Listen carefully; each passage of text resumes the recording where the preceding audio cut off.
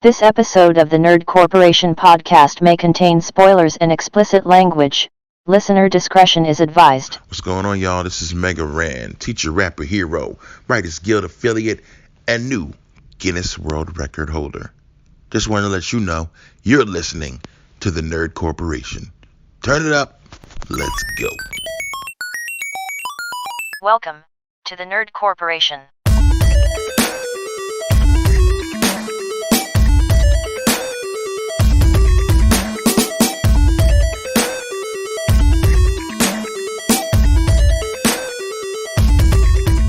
What up, everybody? It's Saturday, and you know what that means. I'm still banned on Facebook. Are you really? 9 more days. Oh my Jesus. You can't unfriend people. Like, I just have to... Really? Yeah, it won't let me do that. So I just have to kind of just sit here. Like, 2 days before prime shit-talking time on Facebook, too. Right. Yeah. Well, one thing to look forward to is that it's podcast day. Hooray! Podcast day, yay! Welcome to episode 112, Top 10 Games of 2020. We're going to go around the table and go through our top 10 games that we loved playing during 2020. But first, let's get on with the nerd news. We got the Resident Evil Showcase. Fuck you. Fuck you guys. Fuck. I'm very upset. Paul was a huge fan of it. I stayed up for that. Oh, okay? Boss Ness. Dude. That's what I was going to say, dude. That's exactly what I was thinking. More Richard Nixon. I don't know why, but I told myself that I wasn't going to get excited for it, but I still did anyways. And, you know, spoiler alert, I guess, but Resident Evil 8 looks great.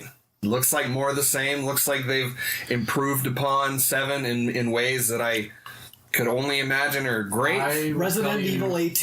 Ass and titties. I will tell you right now, playing that demo with the Pulse 3D headset is the most terrifying thing I've ever experienced. I'm probably going to go buy those fucking headphones, man. It's Marketplace. I still haven't even played the demo yet, because I know what it is. It'll be there when I get there. You know, like I'm kind of bummed that there's no combat in it. It's just extremely reminiscent of the original RE7 demo that they did for that game. And, and I wasn't a huge fan of that demo. It was that demo kind of had a little pizzazz to it because we didn't know that it was Resident Evil 7. Like at the time that it was being released, like they were kind of being kind of cagey with what the naming was. Yeah. And I think it actually was called the Kitchen Demo, and that's literally all it was. And it was a VR thing. But the game looks great. My only hope is that Ethan doesn't move like he's covered in molasses like he does in 7. Because I fucking... It's better. Is it better? Yeah. He's a little faster? Because, God, I hate that. Like, even returning to it a couple months ago like I did, trying to do the platinum and then horribly failing. But I just can't deal with how fast he walks. It's just not fun for me at all. Like, it worked for a one playthrough type deal. Like, I was like, okay, I can do this, but it's not like a multiple playthrough thing for me.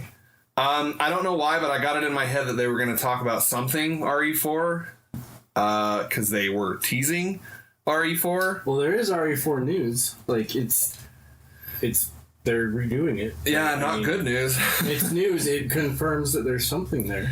There is something there, but that game has been pushed back big time because there was a power struggle between newer people that were saying, hey, we should keep it faithful, you know, to capitalize on the fans of RE2 remake. Right. Because that was such a hit. And then there's also a subsection of people there that were saying, like, hey, we should, you know, add some more stuff. And they're like, hey, we shouldn't do that because RE3 kind of did some new stuff and it really didn't do that well. Left some stuff out. Yeah, so... And then we got that fucking awful looking multiplayer game that just... That game... Dude, like... Stop it. Please, can you I'm gonna stop? do the same thing that I did with RE Resistance when 3 came out. I'm gonna play it, and then I'm gonna not. Yeah. That's what I did. That's exactly what I did with Resistance too. It was a cool idea because it reminded me of that. What was that PS2 multiplayer game, Outbreak. Yeah, it reminded me of that, and that game was fucking awesome. There's a huge number of people that are wanting Outbreak to make a comeback. Yeah. I feel like Capcom's just shitting on those people. They want Outbreak to break out. I'm not even gonna give sorry. you this. You're such a loser, Dad. Come on, kids. Outbreak was that one with the big ass monster and you had to like. It was a multiplayer game. Yeah, Multiplayer game on the PS2. Yeah, you got a bunch of different survivors that have like different kind of skill sets or whatever. And it was actually good. Yeah, it was and actually like you all really fun. teamed up, and did somebody take control of the monster, or was it? So like it was On based. this Resistance? No, on Outbreak. Oh, I don't remember. So was it basically like different? I mean, like a harder, faster. Like people have rules, like that they engage by, and like there's a tank, a healer, like that kind of thing. I don't think it was even like that. No, there might have been like harder hitting. I don't even remember if different people had different like skills and stuff like that, because they do in this Resistance, I think. But I mean, it was just like you picked a person, you loaded in, and there was like 4 or 5 of you in a game, and then you basically just like you went through like a Resident Evil game, but with like a bunch of people. And, like, it was just really fun. Interesting. And did they like? I'm thinking about a different game where it's just like this giant monster and you're like these 4. I think it was on the PS3 because I think it was online only. But you're like this monster, and then the 3 hunters have like different. Are you talking about Evolve? Are you talking Evolve. about Evolve? That game was rad as fuck. That's Turtle Rock. That's the people that are making Back for Blood. Yeah. But I loved that game. Yeah, Outbreak was cool, but these games that they're doing are not cool. Not at all. Like, please stop. No one's asking for this. Like, and then in this showcase, they're doing like movie updates and everything. I'm like, we don't give a fuck. We want to see games, man. And they showed the games, and they showed like a pretty sizable chunk of RE8, which the people that are excited about that game are already excited about it. You know, you don't need to show Big much. titty woman. Dude, like that is all that's on the internet anymore. Big titty woman. That fucking awesome moment when she has her hands come out and you're like, oh my god, this bitch is a tyrant. Yeah, that shit was fucking cool as hell. I love that was the first thing you said this whole 8 minutes. Can I just tell you how many... I'm building my list because I accidentally deleted it. I fucking... You come up with the funniest... You're my favorite. Oh, thank you. You know that Santana song, Black Magic? Yeah, that's... She's a big titty woman. She's a big titty woman, and her big claw's gonna scratch you in the face. Very disappointed. Not heretic. What's a good word for like her daughters? Harem? Spawn? Offspring? Seedling? No. I was gonna make a Vampire extra creatures that verse about her. Yeah, about her daughters. That doesn't really fit with the song, though. Very disappointing. We didn't know. It was a good presentation, but we were expecting one more thing. Don't call. Yeah, we were. Oh, absolutely. It was missing. It's one more thing, and this is just a byproduct of what's going to happen now that we don't have E3 and all this shit. Like, eventually, we're going to get like all their. We were ones. almost certain that they were going to announce Remake 4. And with the story coming out about how there's like, you know, tumultuous seas over there about what's going on and how we're not going to see that game probably for the next 3 years, which is really shitty. Because what the fuck are they going to do? This game comes out and then we're just going to have a dead period for Capcom and Resident Evil? That seems really shitty. And I think they really were like riding on this Reverse game, having like this multiplayer game, like having a bigger splash, but not the kerplunk that it was thinking. I don't think so. And the reason why is because they're making it a free-to-play game. So I think it's free with Resident Evil 8. You can only get it with Resident Evil 8, just like with Resistance. I think that it's just like their thing that they're making to appeal to their fighter audience. Yeah. Because that's what Capcom is like relatively known for. I would have fighting in Resident Evil. Like, I don't care for it, and like I said, I'll probably play it because it'll come with the game. But I would have a bigger problem if they were making that a standalone game. Like, I would just be like, what the fuck are you thinking? Like, I'm not gonna give you money for this. Yeah, exactly. Yeah, I never touched Resistance. I had no desire to play that game whatsoever. I looked at it and I'm like, I'm done. Did you see the Resisted. Did you see the fucking the Resident Evil Collector's Edition? The $1,800 one that comes with Chris's jacket? Yeah. $1,800 jacket. No, the jacket's $1,500. Oh. Yeah. Even that collector's edition, I'm like, I'm not hot on. I just don't really dig that. I hate it because I was like, I heard that they announced that they were going to have one, and I was like, okay, this would be like the cool, this would be my first breakthrough PS5 collector's edition game, and then I'm just like, oh. Just kidding, it's coming to PS4, fucko. Yeah, I don't want to talk about it. I'm upset. Speaking of expensive merch and video game stuff, Japan is looking into copyright law regarding cosplay. What? Oh, that's right. Yeah, tell us about that. All I know is that if you are wearing a obvious character or from like a franchise that might be like not cool with copyright, then you will get in trouble. So if I walk around looking like Eren Yeager, then they're probably going to go. I mean, I don't think that they would think that you'd look like Eren Yeager. They're like, damn, Eren Yeager really let himself go. Now this is definitely an assumption on my part, but from what I understand, having lived in Korea and knowing about China and all of their, practices of not giving a fuck about any sort of fascist rights. Rights. Yeah, like product rights and that kind of thing. Like, where do they get off? Because, in Korea, you can go to any market and find just knockoffs of anything you've ever thought of having. It's the same in Electric Town in Japan. You can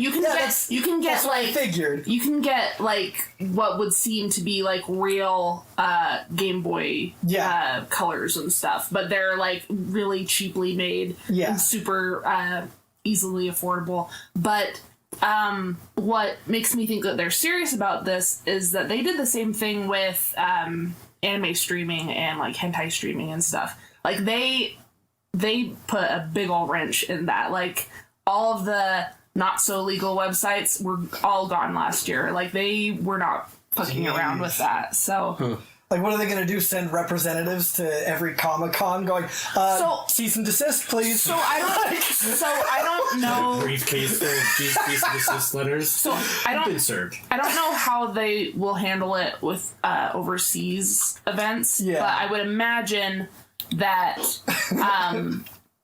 the convention people in like Japan would just say, "Hey, you can't come dressed as a blatant character. Like you, which is ridiculous because you're kind of shooting every fandom alive in the foot." Mm-hmm.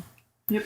Well, and a lot of people make their careers off of cosplay and creating cosplay, which I'm sure is why they're like wanting to stifle. It reminds me a lot of early YouTube Nintendo, where they were just fucking assholes about everything. Like, oh, you still can't, for the most part. Like, you can. They're a lot better than what they were because they used to take like 90% of the revenue of that video on YouTube. If it had anything to do with fucking Mario's penis or anything, they would yank that bitch. So I miss my Mario penis videos. I don't know how familiar you are with the free Melee movement. Oh yeah, but like, they can't throw Smash Bros. Tournaments for the community or anything. Like, they have gotten cease and desist. I feel like that's because they're trying to fucking phase Melee out. Melee, they are. Yeah, Melee's been a thing for like 2 fucking decades at this point. Yeah, and we need to stop. Like, there's been 4 other fucking Smash games. I kind of hope that it's going to be a thing where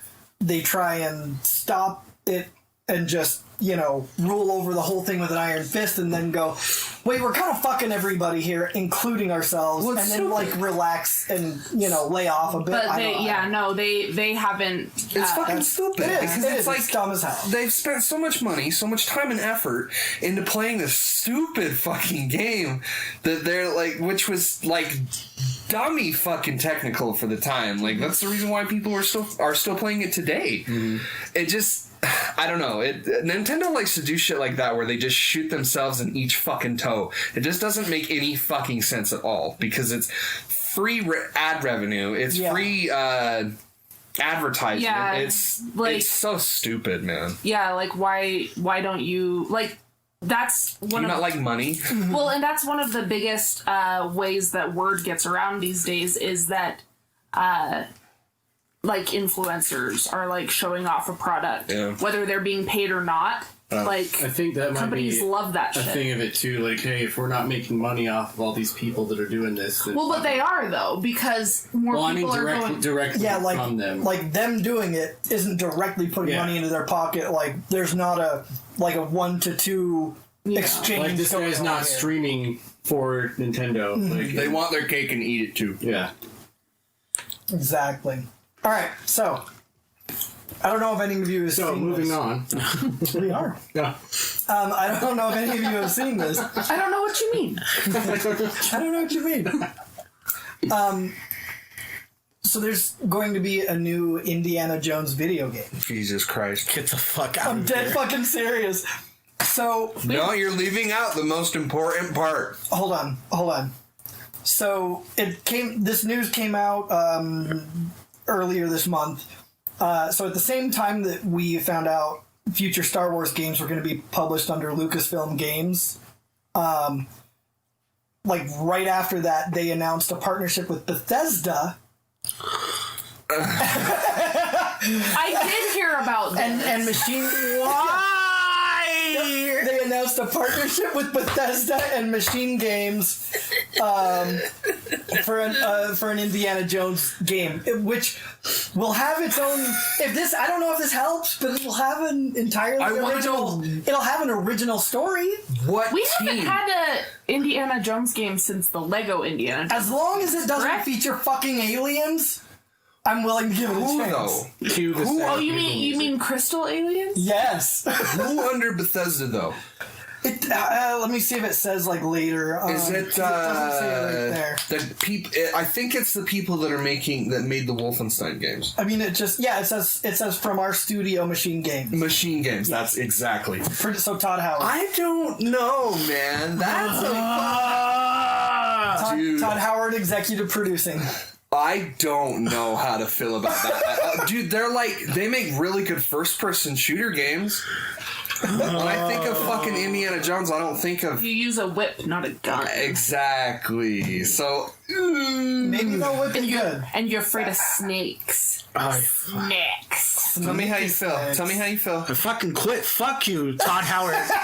Fuck you. This. I really wish that he would straw just. that broke the camel's back. I wish that he fuck would just Bethesda work on now. the Elder Scrolls new game. That's all I want. But what's so funny? You're still sticking with Fast and Furious. I'm all about it. What's so funny though is that you're gonna get Starfield in 2 years, and then 6 years after that you're gonna get the new fucking Elder Scrolls game, and then 13 years after that you're gonna get the new Fallout game. Those people are fucked. Whatever they thought was a good idea in their head to tell them every single fucking game that they're working on that they're not really working on. Yeah. It's Bethesda it's in the pipeline. Oh God. I fucking. Meaning we put it in a little thing and stuffed it in a pipe. We'll just stuff a pin in it. And that's where it is. We'll just stuff a pin in it. It's just sitting in some plumbing Fuck you somewhere. so much, fuck you, Bethesda so much. Speaking of bad business practice, CD Projekt Red is yet again under another investigation and lawsuit. Are you talking about their new patch? Yes, and more lawsuits have. Yeah, there's all kinds of lawsuits. There's a redemption little article that I read about them though. Somebody had a mod where you were able to romance Johnny Silverhand, and they shut it down because they're like, we don't want you to be able to do anything that might. Well, I mean, that's like real player models. We don't want them to be offended by anything. Well, and that's weird. That's weird. Very strange, but when you think about it, it's like, yeah, I don't. It's not gay if it's with yourself. I was going to say this is a very asexual type of situation. I mean, I don't know. It's weird because it's almost like your character's having sex with Keanu Reeves, like without consent. So right. I can see it from that point of view. Plus, he's like God's son, so you can't do any wrong to him. I feel like Keanu Reeves would be okay with it, though. He might be, but he's such a nice guy. He'd let you. Yeah, he'd let you go home and watch. Go home and watch a movie on Netflix called Knock Knock. Tilly does not want you to watch that because it is a very raunchy movie. Like, it's not a very raunchy movie. It's a fucked up movie. It is directed by Eli Roth. Okay, you had me at Eli Roth. It's on Netflix. It's pretty good. And Keanu Reeves. That's pretty much all you need to know. I've got a little bit of news here in the wrestling world. WWE Network's becoming a part of Peacock. Oh, what? Well, no. They're buying the rights, aren't they? Well, no. Like anything, as far as because SmackDown is on Fox, and Fox is owned by Disney. So right, like weird. So anything streaming. Yeah. Anything streaming that was on TV, I think it's going to go exclusively to Peacock. So it won't be on Hulu. So it won't be on Hulu. Is like $5. Oh, I think because I signed up for it. Yeah. Oh wow, that's not bad. CBS All Access is really it's the network too. It's the WWE network. Mm-hmm. So any and all pay-per-view is going to be on there too. Oh really? Yeah. Wow. I guess it's everything streaming. Yeah. Yeah. Holy shit. Damn. Go Peacock. Go NBC. Want to hear some possible Punisher news? No. According to, and I forgot who it was already, a report by Giant Freaking Robot. That doesn't sound like a reliable source. I'm just saying. Fake news. Supposedly, John Bernthal will reprise the role, but it'll be a reboot. So, all the Netflix stuff didn't happen because the rights fell back to Marvel. Mm-hmm. I think, and they're talking about actually putting John Bernthal into the MCU as the Punisher. I wish and of course that was Star Wars. And of course, they give that the caveat of nothing's been confirmed yet, but it's saying there's. I mean, if this happens, can you imagine what might happen with all of the other shows? Charlie Cox might come back as Daredevil. That's what I holy shit, dude! If that happens, as long as they both are in their roles, you can recast whoever the fuck you want. Jessica Jones, though. Or no, and fucking Luke Cage. I don't. Oh yeah. You can. You don't care about Jessica Jones? No, you can recast fuck Jessica Jones. She wasn't. Fuck you. She wasn't the best. You don't like Christian? Get out of the roast giant Ritter. Sandwich. I love Kristen Ritter. I love Kristen Ritter. I'm telling you this right now. I love her, but she was no Jessica Jones for me. Really? Yeah. But yeah, no. I mean, I don't need to worry about Iron Fist either, at all. I mean, you just leave that where it was. Don't even recast. Yeah, can you just recast? Can you just leave it where it was? I would have been fine with that had they given him any proper training whatsoever. Yeah. I wouldn't have mind. I don't mind him as an actor in that role at all. Except the fact that they went, you don't need to worry about the martial arts stuff. It's fine. Yeah. Just punch a lot of things. Even Christian Bale's Batman had a whole ass first movie about just becoming Batman. Yeah. Yeah. Do you guys want to go see Godzilla vs. Kong? Yes. Yes. Okay, let's go see it. That movie looks stupid good. Did you see the little nod to Mechagodzilla in the trailer? Yeah. Mm-hmm. Uh-huh. I heard that anything coming out of Warner Media is going to be on HBO Max. Yep. Same day. Yeah. That's what they did that the first thing with Wonder Woman 84. Yeah, that train fucking wreck of a movie. God, what a I'm just saying, that's when they started to discover. Yeah. Yeah, of course. Yeah. But I mean, we're going to get the Space Jams. No. We're gonna get the. I'm not excited about it at all either. No. It's just the wave even on your. it goes. Kind of like my excitement. Can't wait to see LeBron James's fucking hairline in high definition. Just watch it slowly start shrinking back. I'm gonna give it a shot. I'm gonna give it a shot because Michael Jordan was a shit actor in that movie too. I mean, don't act like Michael Jordan was the fucking pinnacle of fucking thespianism. It's not like you watched him going, "What a revelation!" Right. I mean, this man is It's amazing. just the fact that they're trying to do another one, like not a reboot. It's another one. Yeah, and it doesn't need to happen. Another one. It's just like they didn't need to make another of the Craft movie. Yeah. They didn't need to make. They don't need to make another 1,000 Fast and Furious movies. Hey! You said that on purpose. I've seen You son of a. articles consistently saying, "Oh, the production for the remake of The Crow is back on track," and I'm like, I will shoot each and every one of you. Who fucking cares? Just Didn't they have the kid from Terminator 2 in one of the Crow? Yeah, Edward Furlong. Yeah. He was a crow. Like was he? yeah. No, he was the crow. I didn't watch that. he one. was the Crow. No, Brandon Lee is the crow. Fuck you. My brother thought he was the Crow. That's exactly right. Yeah. But yeah, no, he played the lead role in a Crow movie. Yikes. I was watching him. Yikes. I watched him in what was it, Blade 2, Oh, when he was that dude Scud. yeah. Oh my god, dude. So, production has been greenlit, and it's in pre-production now. Neil Gaiman's The Sandman. Yeah, I heard about that, dude. going I'm to Netflix. so excited for that shit, dude. Sandman 2 is probably one of my favorite fucking books. Well, Yeah. let's go around the table. It's gonna be lengthy. We're doing all 10. All 10. We're doing all 10. So this one's gonna go into the wee hours. I'll see him. Angela, what's your 10th? Cyberpunk 2077. Owie. 10. Owie. Wow.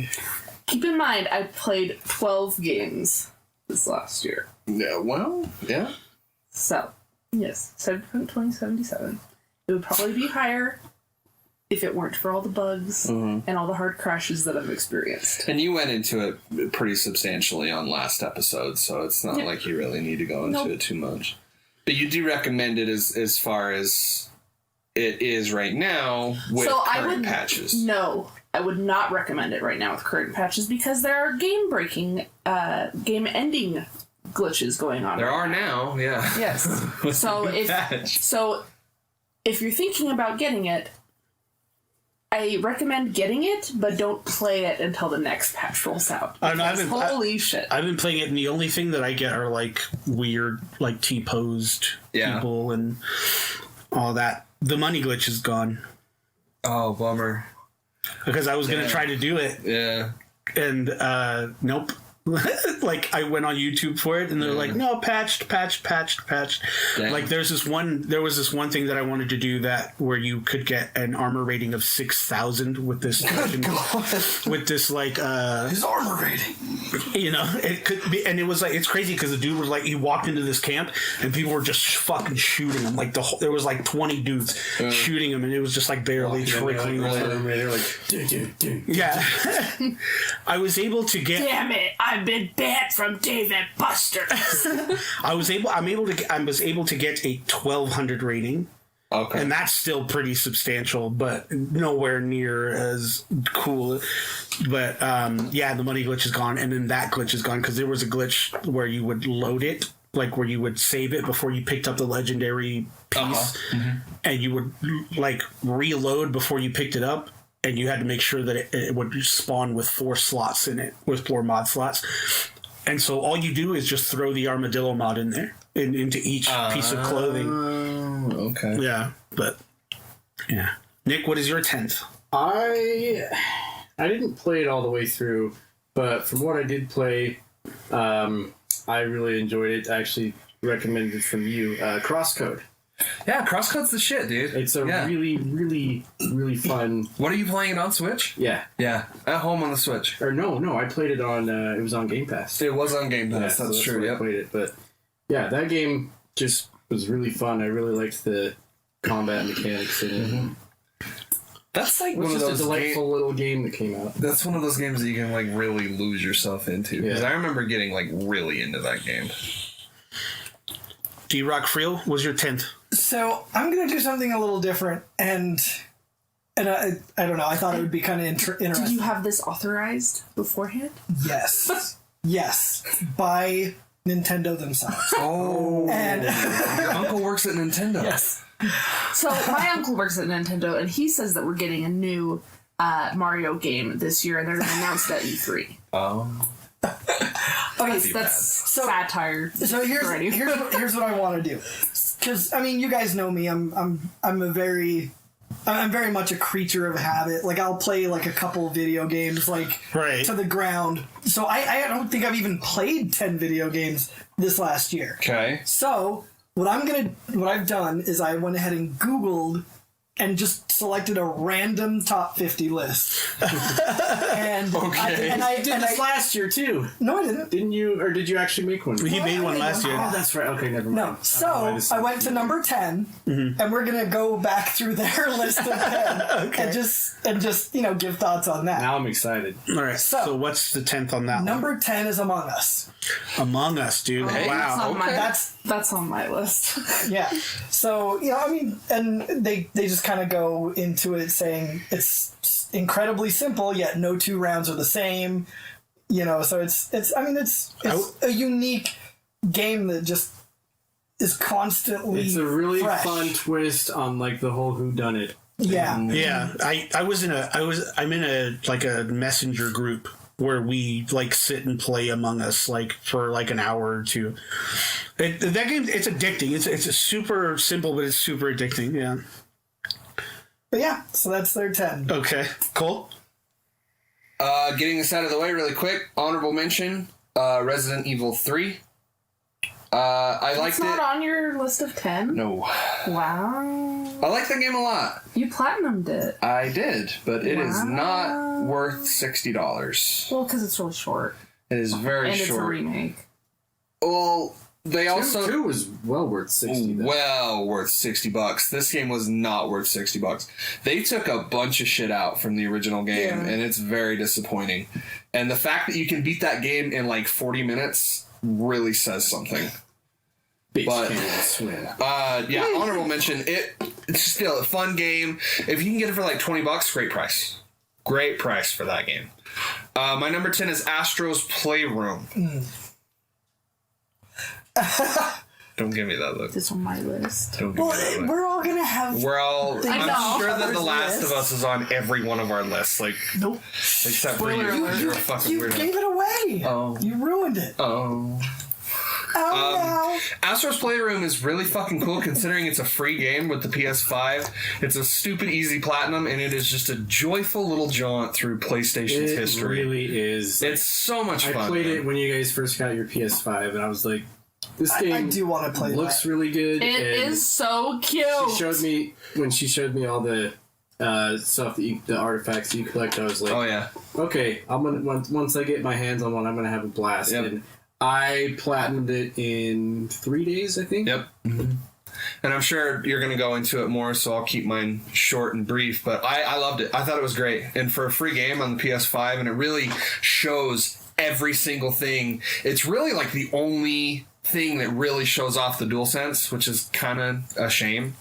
Because like I don't feel like really any game is showing how fucking brilliant that controller is. Like I kind of want to say that Cold War is a little bit. I feel like it's not the Resistance. It's kind of trying to like mock up like pulling an actual trigger. Yeah, and it's like I said, every other game is doing kind of different things, but I just feel like Astro is the one that really kind of like makes everything shine. And then it was just an absolute fucking blast going through every level and finding every single kind of little cameo from Metal Gear Solid to FF7 to Bloodborne to you fucking name it. Like you almost missed the Metal Gear Solid one. Yeah. The only game that isn't on there that I would have loved to see is the Persona series. Yeah, which is really weird because they're exclusive to PlayStation. So I got this is just a little quick tidbit, but I got an ad for that AFK Arena game that's like, we're doing a Persona 5 crossover. Yeah, they're doing sweet Joker and so I download the game, I go into it. Yeah, each of these characters is $15. And I'm like, you guys can go suck a dick. I was like, maybe I can just get them, you know? No, they're $15. Fuck that. On sale from $100. Jesus Christ. What? Jeepers. Yeah. That's wild. Jesus. It's like, no, sir. Number 10. My number 10, which I'm sure is on Angela's list also. It's just, I was joking. Fall Guys. Fall Guys, I really liked playing the game. I loved when we all played together. I just was never that into it. But But it made your top 10. But it did make my top 10 because it was that fun. Like, the game is that fun. So, yeah, that's Little beans. Little beans. Well, apparently they're huge beans. Yeah, no, they're like 6 feet tall. Yeah, they're gigantic beans. A baked bean. Baked bean that. Baked bean that. Big bean. Angela, your 9th? Hatsune Miku Project Diva. Ooh. It is a Rhythm game? It's a rhythm game, yes. It's a rhythm game, and it's basically a love story to all of the previous Project Diva games. And it's just super cute, and it's got all the best music from the Vocaloid genre of music, I guess. And yeah, it's really pretty, really fun. Did you all see that? I think it was a clip from Reddit that I sent where it was from Home Alone 2, and Kevin's like, do you know where the bathroom is? And it's her, and she's like in a Fortnite. Yeah, dude. Mm-hmm. Nick, your number 9? My number 9, hey, guess what? Fall Guys. Nice. And before I forget, my honorable mention is Mortal Shell. It just didn't make my list because it's like a weird Souls-like game, but it's not quite. Mm-hmm. But it has really cool like mechanics. Like when you die, you like lose your shell, or when you are about to die, you lose your shell, and you can get it back if you're quick enough. But I have put maybe 2 hours into that game, and it just kind of fell by the wayside. Yeah, that's the same. I really enjoyed it, and I'm not really the type to play a Soulsborne type game, but that game was actually really interesting and really fun. But it's same with me. Like I played it for a total of maybe 2.5 hours and split. D-Rock, what's on the list? So what's on this list? And by the way, I think I would put Fall Guys in number 9. Okay. Like, even though I don't have 10, that's about where I feel like it would fall on the list. Okay. Which, by the way, yeah. So it'll fall on the list, guys. Yeah. So, although I do think we should, pick a night and Fall Guys. Oh, yeah. I would love to! Let's do it! Squad up for some Fall Guys. I'm with it, dude. I'm so with it. So number 9 on this list is one that I maybe not unsurprisingly have not heard of, called Blaseball. What is Blaseball? No idea. Let's hear what it's about, Derek. So apparently, let's see. Tell us about Blaseball. This guy's giving like his life story right now. So hold on. When I was a kid. He literally says, I am one of the many who have never particularly gotten into watching sports. I participated in athletics when I was younger, but it just goes on and on. Good God. Let's see. Good Lord, my dude, come on. Oh, for fuck's sake, what still is going on? Well, tell us about him then. I know, right? Apparently there's a gambling aspect to it. Oh. We love gambling. I forced all my friends to play baseball and pick teams. We'd spend the day smack talking each other and talking about the games. Let's see. Does it give you a premise to what the game is? I think he's about to. Oh my God. Whoa. Nope. We're halfway there. Baseball is an online browser baseball simulation horror game developed by the game. Horror? That's cool. He doesn't mention any of that at all. Here's his final paragraph. Baseball created a sports environment for just about everyone to enjoy, and the surprises and interesting storylines just kept coming. We went from, wow, one of the weather options is now peanuts. That's wild, to, yes, we fought a giant god and then a squid god appeared and apologized for missing the party. Thanks, the game band, for giving me and my friends something to discuss for weeks on end. The end. That's it. Well, now. He tells you nothing about the game whatsoever. Well, let's hope there's more. But that sounds kind of cool, actually. It's a browser game, so I'm assuming anyone can just go play it. Those are words that I would never have put into the same sentence. Yeah. Online browser baseball simulation horror game. It covers all the bases. It sounds. Sure, laugh at his idiotic dad shit. No, it literally sounds like somebody just opened up a dictionary, flipped to random sections and just went, what are 6 or 7 words that I can just put together? What's and then did. And that Philip was it. Mewson. That was a very Philip Mewson type article. Yeah. Or paragraph. Really? Oh, yeah. Yeah, no, that guy never ever gets. He spends 90% of that talking about his childhood. Then he goes on to talk about his friends. And then he mentions. What if baseball was really just a game about his life? He was actually telling us about the game. I mean, the closest he gets to telling us about the game is saying that it has weather options that are absurd, and some giant god and his weather options are absurd, and a squid that apologizes for missing a party. That's the closest he ever gets to telling us anything, which is hilarious. Well, that's great. That's great. Just Googled excuse me, it's Julia. Julia Lee apparently wrote that bit. Well, Julia should do a better job at describing the game. That's right. My number 9 is Spider-Man Miles Morales. Really? Number 9? Yes. It still made the top 10. That's right, but still. So, I think that this is a perfect launch game. And it kind of, these two games that came out together, which were like my tentpole games for the PS5, I had to have them, was Miles Morales and Demon's Souls. Yep. And one of them is incredibly long, arduous, and will take a lot of time. And I fucking love the fact that Miles Morales took me probably less than 20 hours to platinum. I loved that. Oh, so you did all went to the side quests as you went? Mm-hmm. So I did all the side quests my first playthrough. Okay. So I did the whole.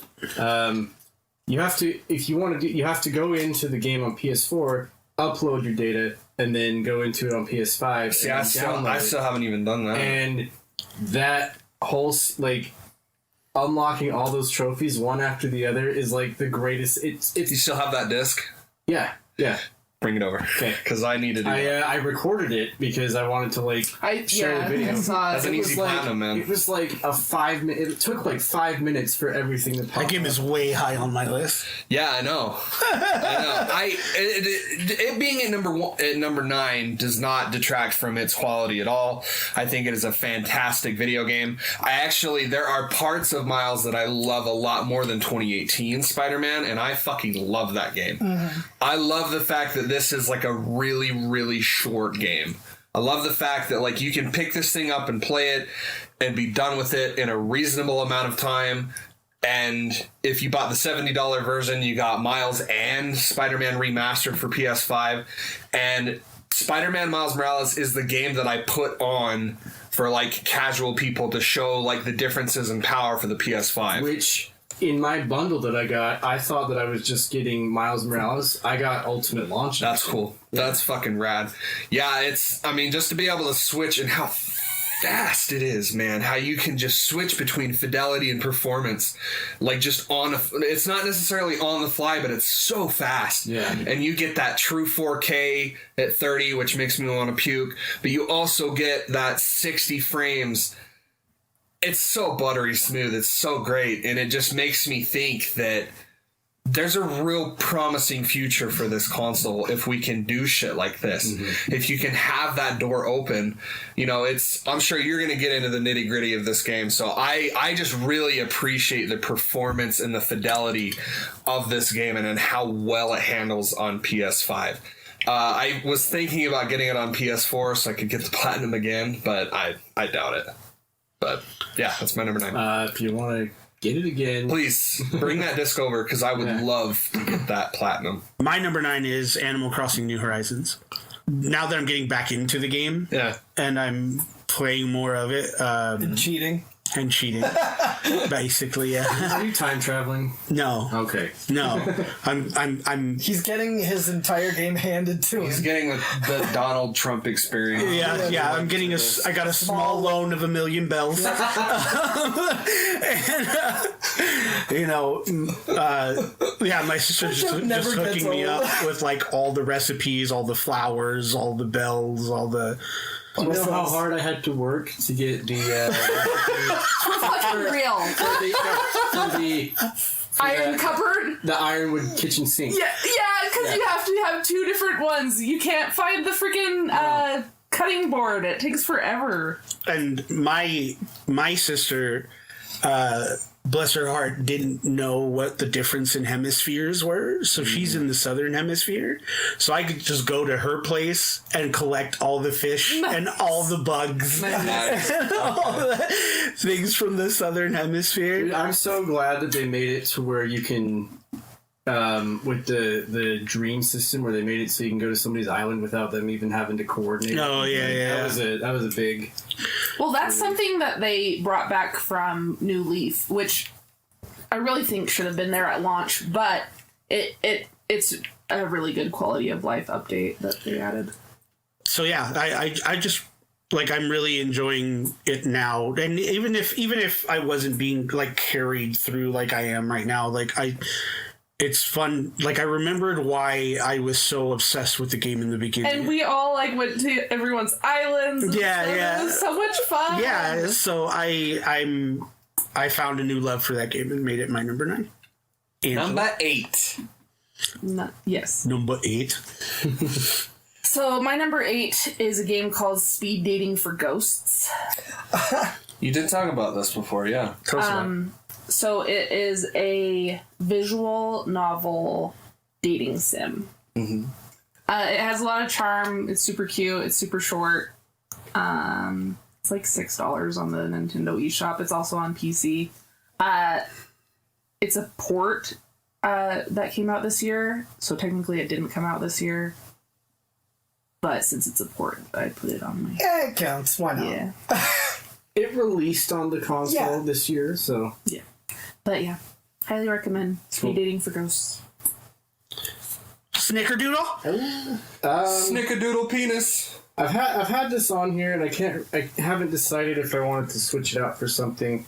So I didn't put this game originally on the list, so I'm going to switch them out. So what it was Crysis Remastered. I'll put that in the honorable mention, just because for God knows how long, Crysis was the benchmark for how good your PC was. It's like, oh, can it run Crysis? Oh, can that setup run Crysis? Yep. And now it's like, yeah, I can run Crysis, no problem. Yeah. Cyberpunk really dethroned the fuck out of that game. So now it's just like, they have it remastered, and I played it it was like $18 on the Epic Store at one point, so I played probably a good half of it, and I mean, it's not the greatest game as far as like shooters go. Like it's pretty dated. It has its flaws, but it's really nice to see it like updated, and it's still pretty fucking good looking. Like it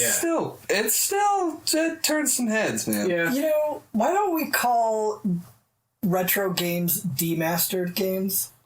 I think that would be Shut up. I just think that would be kind of a fun little demastered. They're already doing shit like that. Like, have you seen that one that they're doing for Bloodborne right now? No. They're turning Bloodborne. They're turning Bloodborne into a PS1 game. Demastered. Boom. There it is. Yeah, it's already a thing. But do they need to call it that? They do. Good. They do. Listening to you guys talk about D-makes. D-makes. What? No! That's not the same. That's not the thing that I thought of. Listening to you guys do your PC, listening to your PC talk makes me want to build one. Bro, it's so much fun. It really is. It's a ton of fun. You can probably do some decent stuff on that laptop. Yeah, just rip the back off of it and start attaching things. It's just a ton of money, man. Like, that's really the only, Just joined Vita Island. Yeah. That's true. Yeah, you need Take a play rest. Danganronpa. You guys got a spot. Just sit next to the plot fire. of land cleared out for you? Yeah, we do. Yes, sir. I'm moving. I'm not fucking leaving.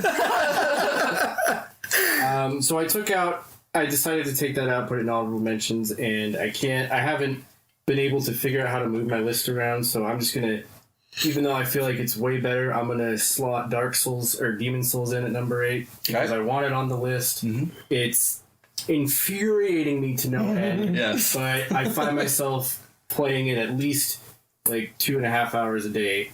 But yeah, that's where I put that on there. It should be higher, but I've got everything's already set. My lineup's already set. Makes sense.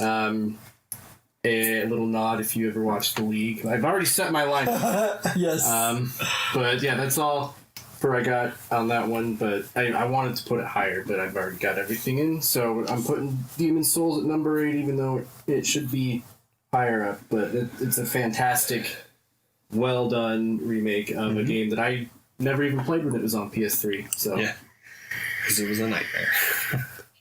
So, my number 8, or the list's number 8. First, Julia Lee, who is the person who did the write-up on, she's back? on Blaseball. No. But she could take a note from the person who wrote about the next item, which is Crusader Kings 3, which is another one I've not heard of. Game I've heard of. I've heard of it, yeah. Mm-hmm. Like, is this some, like, hipster list? I don't know. Maybe. Cass Marshall did the write-up on this one. Well, it can't be, because we've heard of this game, so... Yeah, no. But yeah, no, this person just jumps straight in. So, it's basically like you're pretty much just a feudal version of The Sims, really. Okay. Cool. Yeah. So you can... So, like you can... It actually looks like really cool. You can do assassinations, coups, seduction... affairs, like all sorts of stuff apparently, and of course a custom character creator. It's a big PC game. Yeah, big, so like big PC. Well, and it's like I actually think this sounds pretty cool because like you have the ability to switch the historical norms on issues like sexuality and religion, and so like that would be really interesting. But yeah. Speaking of ARC, who's excited for Fast and the Furious Cyber Jungle Crusade? One person total, you. I'm and sorry. not even just one person in this room. Yeah, one person total, ever. Anyway. No, that whole thing was just the most visually offensive thing I've ever seen in my life. I agree with you. No, I agree with you. Please. You know he's working. He's working on that game. Yeah. Vin Diesel is an actual fucking person working on that video. Yeah, no, that game's I gonna almost bomb. had an aneurysm. That game's gonna bomb hard. Head over to our Facebook page to vote to answer our weekly question. Are you excited for Fast and the Furious, whatever Eddie just said? That's what the game should be called. Fast and Furious, whatever. Cyber Jungle Crusade. Cyber Jungle Crusade. God, that just sounds idiotic. It sounds like a real Fast and Furious movie, too. Exactly. Completely idiotic. I would watch My number 8 What's your number 8? Is Demon's Souls Remastered. Hello. I like this game a lot, man. It's cool as fuck. It's super hard. Stupid hard. I've been stuck on Tower Knight for 3 days now. Come on, bro. Can't do it. Come on, bro. Can't do it. You could do it. I'm not you. I can't do it. I suck at this game. Oh, what? You mean you're not a masochist? No. That's really what it comes down to. I just like kind of understood. Like I've been filling myself. Yeah, Okay, Nick's like, I can't do it. I love myself too much. So, and it's not constant, but I'll get to that part right before Tower Knight where you're crossing the bridge. Yep. And you have the archers and then the Blue-Eyed Knight. And then, oh, guess what? There's 2 red Blue-Eyed Knights with them. How the fuck are you gonna get past this, asshole? Like, you don't. The worst part about Tower Knight that made me like fucking mad, dude, is I'd hit him in the ankles and he would fall down, but like the fucking hitbox for him falling down would always hit me. Yeah. Always. And I'm so then you're spending like half his downtime getting back up because you're like literally the slowest fucking thing on the planet. Slower than Ethan Winters? No, it's competing. Dude, Ethan Winters could run circles around. It's cool as fuck. It's probably the best looking thing on PS5 if I bet on that. It's insanely pretty. Number 8, Demon's Souls Remastered. Great game. I want to return to it so bad. What's stopping you? Yeah. He loves himself too much. So many games. My number 8 is Hades. I got it on the Switch. I just got it maybe about a month or so ago. And for the first 2 weeks, I couldn't put that game down. That game was just so much fun. Agree. I picked that game up. My buddy Neil recommended it to me.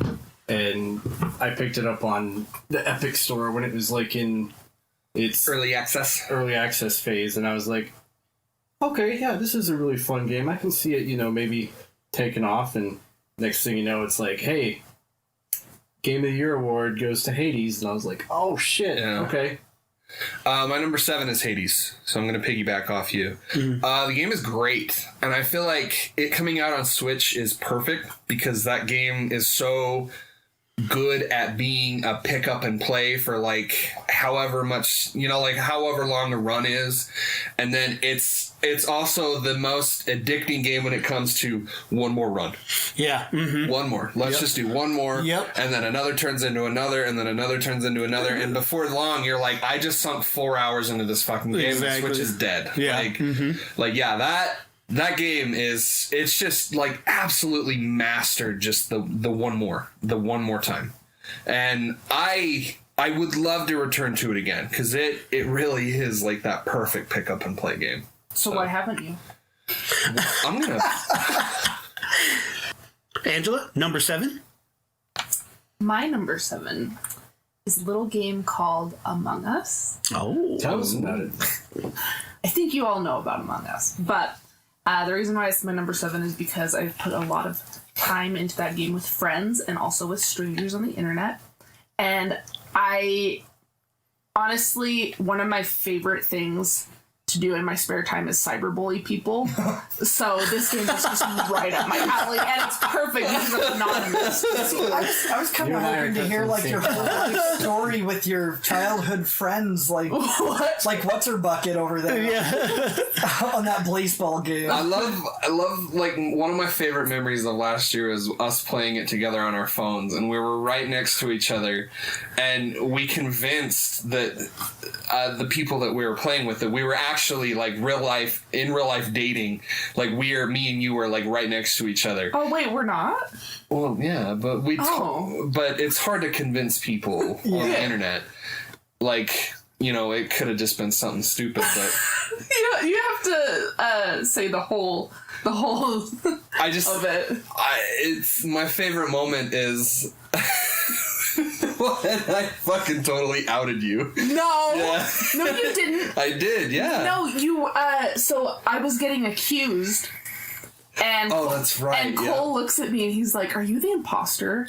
And I'm like, and I look at him dead in the eye, just straight faced, no. And he's like, okay. And so then I started getting accused, and he's like, no, she's my girlfriend IRL. She's not the imposter. I swear to God. And then I killed everyone. And he's like, what the fuck? You lied to me. This game is based on lies, honey. That's it. We're breaking up. I can't trust you. No more going along with the wedding. Yeah. This is over. I'm gonna need that ring back. Dude, that game is so stupid fun just to watch people play too. Mm-hmm. See, I've always wanted to sit there and watch people stream it, and I just I really only ever watch that kind of stuff when it just happens across my timeline. Well, it's no wonder that it's the most played game on Twitch right now because people just most of the year because it brings content creators together so they can collab in a safe environment away from each other and just lie to each other. But yeah, it's a great game, and there's a whole bunch of mods that have come out for it. I haven't played them personally, but I love watching them on Twitch. My personal favorite is the proximity chat mod. Mm-hmm. But yeah, Among Us is my number 7. Nice. Nick, your number 7? My number 7 is Tony Hawk's Pro Skater 1 and 2. That's on my list as well. I think that just was a flawless shot-for-shot remake with some of the old music, and they threw in some newer music in there too. Oh, cool. But they didn't change anything about it. It was just, hey, this is exactly how your controller, your skater controls. You have your skate stuff to collect. You have different like things to collect, like little extras, but it was just shot for shot. It was like perfect. And then they did just add, like a skate shop and stuff like that, different clothes and stuff in there. But it's a blast, and I'm still playing through it. Yeah, I'm trying to platinum it, and there's one where you have to find all the alien plushies. I found all the alien plushies, but I got no trophy. That's weird because I was running through my Destiny trophies because there's 2 on there that are going to be damn near impossible to get. You have to do Nightfall on like hard, super hard, and then holy shit hard. Mm-hmm. But one of them was to win a Gambit match, and I did that, and I didn't get anything for it. So wild. So I don't know what that's about, but that's my number 7. It was just perfectly well done and updated, and it still had some of the old good music on there, like when you're starting up that title screen and you just hear the you just hear that, and then you like I just brought everything back. No, I agree. It's yeah. T-Rock, what's next on the list? Next on the list, wait, what are we on? 7. I went ahead a bit, and I found that I will be having to deviate from the list eventually. So number 7 is Half-Life Alyx. I wish I could. The game that requires a $2,000 rig and a $1,000 VR unit to play. Yeah, that game is such a weird anomaly because it came out and it's apparently really good. Yeah, this guy says the physics system is a joy to interact with. The firefights are some of the most intense action sequences I've played this year. If you have a VR thing, like at all, I have a powerful enough rig to play that game. I'll buy it if you have like the VR. I refuse to buy any VR shit. Yeah, about that. Because I really want to play it. Didn't you? I did. I sold it. What? You sold the PSVR? God damn, dude, that was like a week. You had it for like a week. No, I think he had it for like 2 weeks before I saw it up on the marketplace. Was it that bad? I bought a game for it that you had to try the Persona could dancing. Not line up. Like I was standing the way that like my TV and my bed are, I kind of had to turn everything to the side so I could be where there's room or whatever. Right. Yeah. And I was playing this shooter game called like Firewall Zero Hour. Uh-huh. This sounds like it's a a cool little thing. Right. So I get it, and I'm holding the controller, and I'm pointing it right at the camera, and it's like off center. Damn. And I could not fix it. And of course, with Sony and their greedy little fucking no refund policy, I was fucked. Yeah. So, and then I played the Iron Man VR game for a minute, and that was fun for a while. Yeah. I platinum Job Simulator. And then yeah. I played the bejesus out of Beat Saber. but it's like that's really the appeal. It's like Guitar Hero. It's like it's fun to jump in every once in a while, but I will play Guitar Hero until I die. That's what I'm saying. Is like it's fun to just jump in every once in a while and play. But that's not going to sell you on. So system. Beat Saber was exactly like that, and Beat Saber is systems. Is so like I don't think if Beat Saber didn't come out in 2020, did it? No, that would have been on my list if it did. But it's been out for a while. But that game, 2018, I think. Yeah, that game is amazing, and but like that's like the best game that I had on it, and I was just like, there's just really nothing else out there that you could do like with like a PC VR setup. So that's I just was like, it's just so much money. And that's the thing with Half-Life Alyx is like I really want to try it because it like there's so many people being like, hey, this is really what you're gonna want to play. If you want to be like sold on VR, you need to play this game. However, I still think it's I still think it's stupid. The whole like point to where you want to move and then you like phase to where you move. Yeah. I don't like that, dude. I'm sorry. I just don't like it. Like I've played games for 2.5 decades now. I need to have like some tactile feel on me moving, and I understand that it just helps me not get sick in VR. When are we gonna get to Ready Player One status? That's what I want. Yeah, right. Well, that's kind of what Cyberpunk was supposed to be. So, although I am kind of regretting not keeping it because Hitman 3 has a full-on supported VR mode. I almost bought that game today. I straight up was like on the buy button on PS5. I was like, I fucking really kind of want to play it. It's really fucking good. Yeah. My number 7 was Hades. I already talked about it. Yeah. My number 7 was Cyberpunk. So we talked about that already. Okay. So number 6, Angela.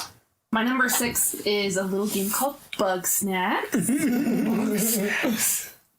It was just such a fun game. It's cute. It's witty. That game had you by the balls forever. I'm enjoying it.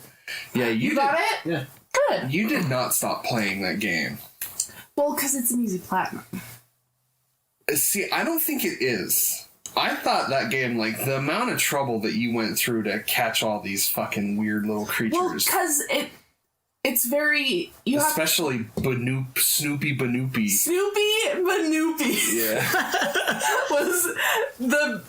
Fuck that guy, man. I watched you try to catch that fucker for like an hour and a half. I swear to God. Fun fact, the voice of Wambus is Fred Tatasciore, who's the voice of Soldier 76 on Nice. Nice. The voice of Goro Akechi. No.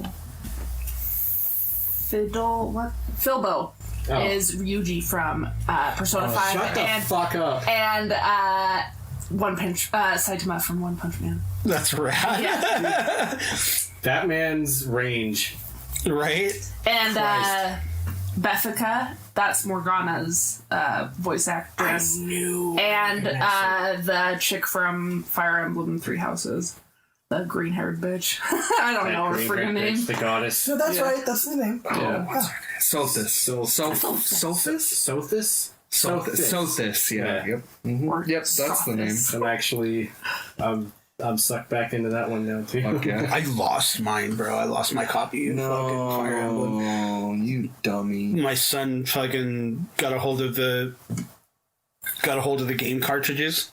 Mm-hmm. And now they're all gone. Like all of my game cartridges. You better tell him to find them. No, dude, I've torn my room apart. Wow. And they're just gone. Jesus. But yeah, Bugsnax. It's super cute. And yeah, like Cole said, it... Mate, what if when there was that hole in the wall... Some trolls came in and...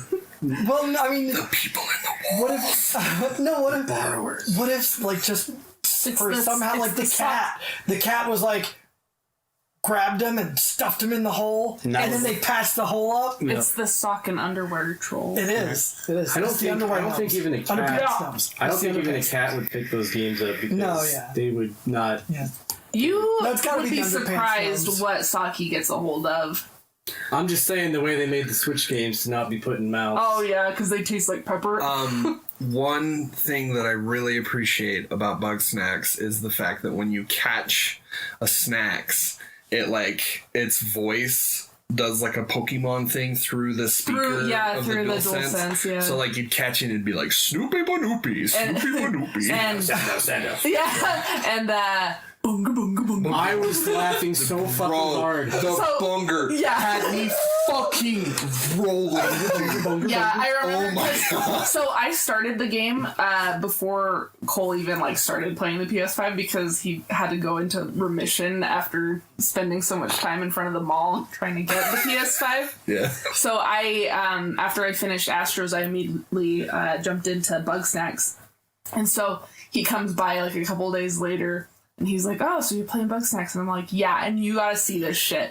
And I show him Bunger, and he lost his mind. Bunger was the funniest fucking thing I think I saw all of last year. Yeah, and I saw Trump last year. Dude, holy shit. Bunger made me lose my fucking marbles, dude. That shit was hilarious. So funny. And then I didn't leave that area for forever because I was just listening to Bunger, Bunger, Bunger, Bunger. And then there's I love Barbie. how he speeds up when he sees you too. He's like Bunger, Bunger, Bunger, Bunger. Yeah.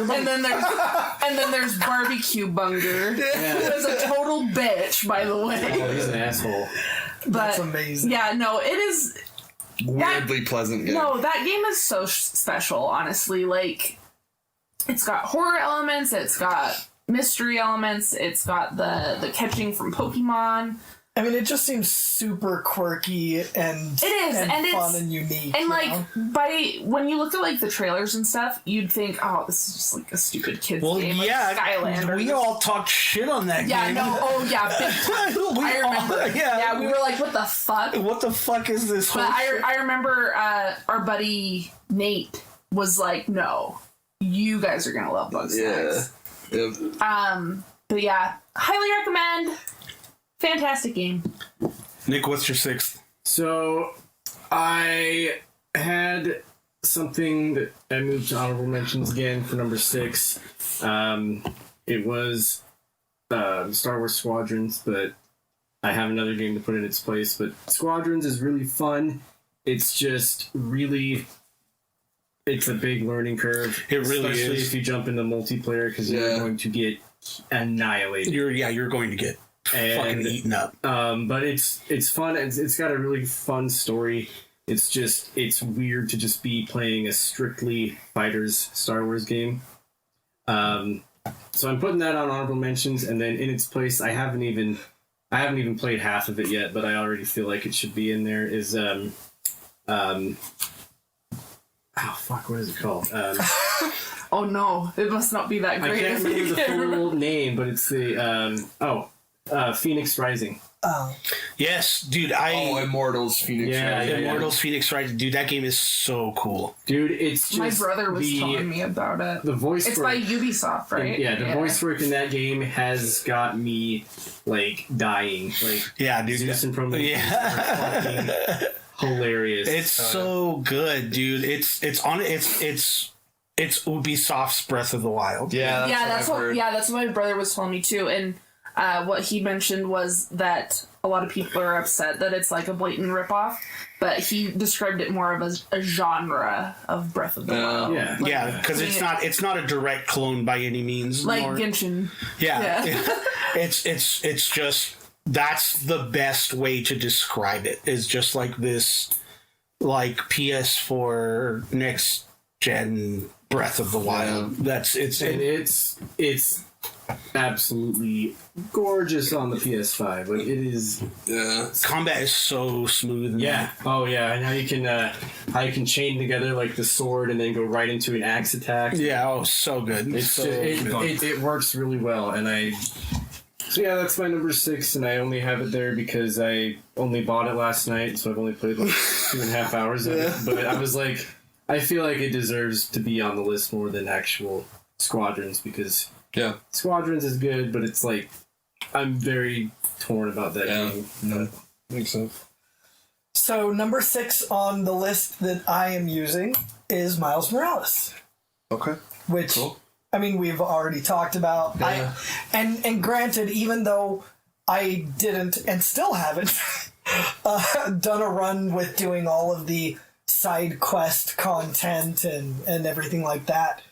I mean, so I pretty much blazed right through it.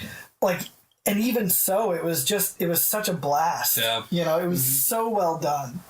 And I definitely am going to do another run where I do go through and experience everything. Yeah, do it, dude, because it's all those side missions and like extra things are just way cool. Little random tip off from Reddit. PS Plus games in February are Control Ultimate, Concrete Genie, and Destruction All-Stars. Yeah, RIP to all the people that paid $70 to get the Ultimate Edition of Control just to get it for free 2 months later. See, when I bought Control, it was well before this, so I feel I'm not. I don't have the Ultimate Edition either, I bought it for like $30, so I download. It was the Game of the Year game, wasn't it?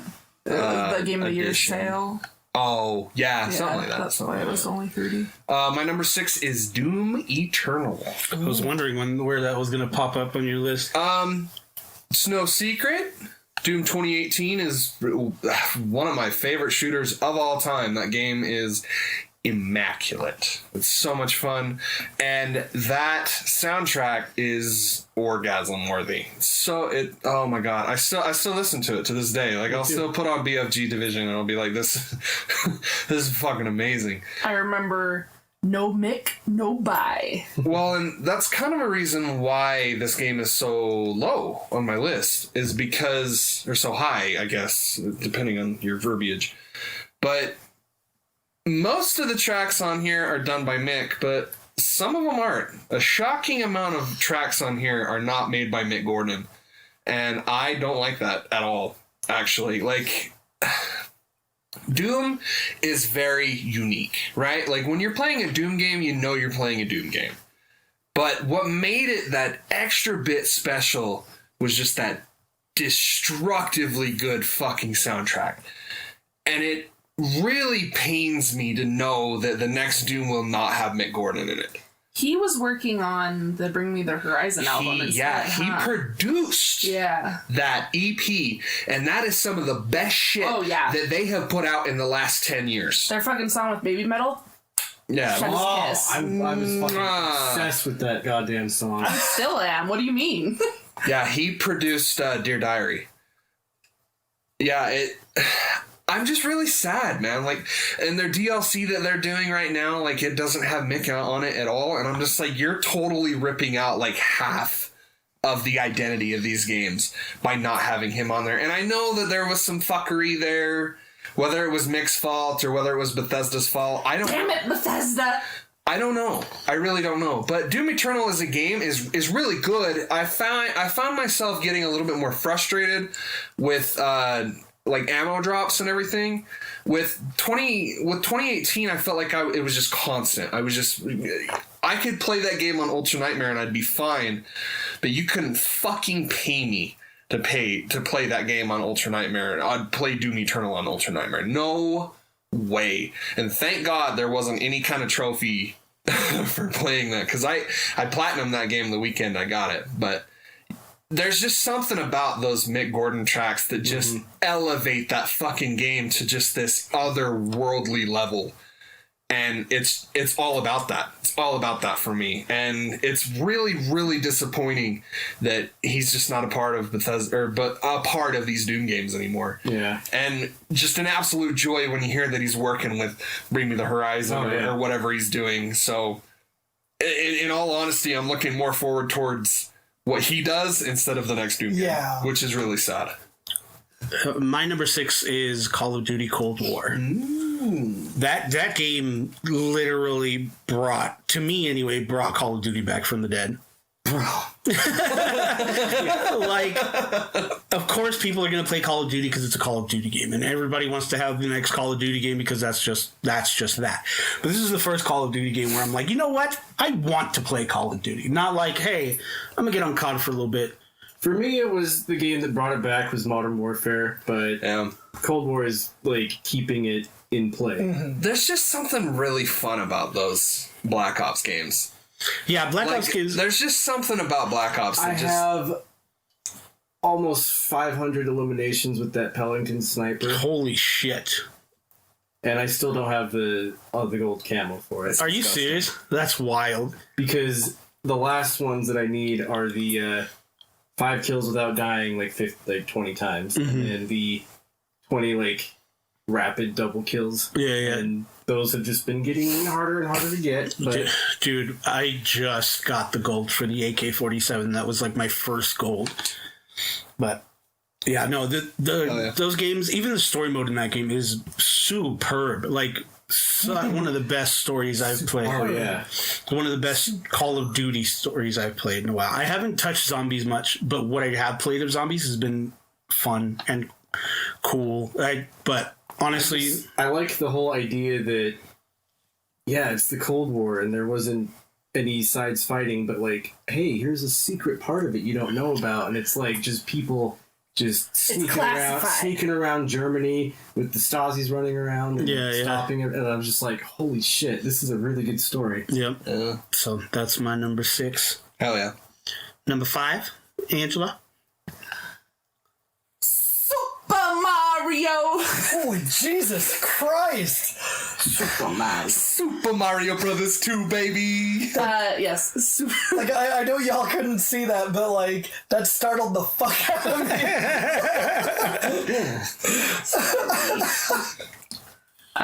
Super Mario 3D All Stars is my number 6. Nice. 5. My number 5. That game's really hard. But I had a blast playing it. I did not, however, have fun playing Galaxy because that game does not translate well on Nintendo Switch. Just my personal opinion. But you had a lot of fun with Sunshine. Oh yeah, Sunshine was by far my favorite. And Delfino Plaza lives in my in the theme from Delfino Plaza lives in my head rent free. Are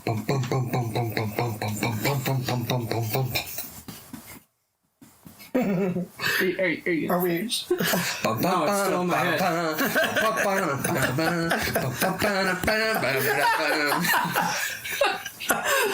It's too bad we don't video that. Yeah. Well, awesome. Klaus?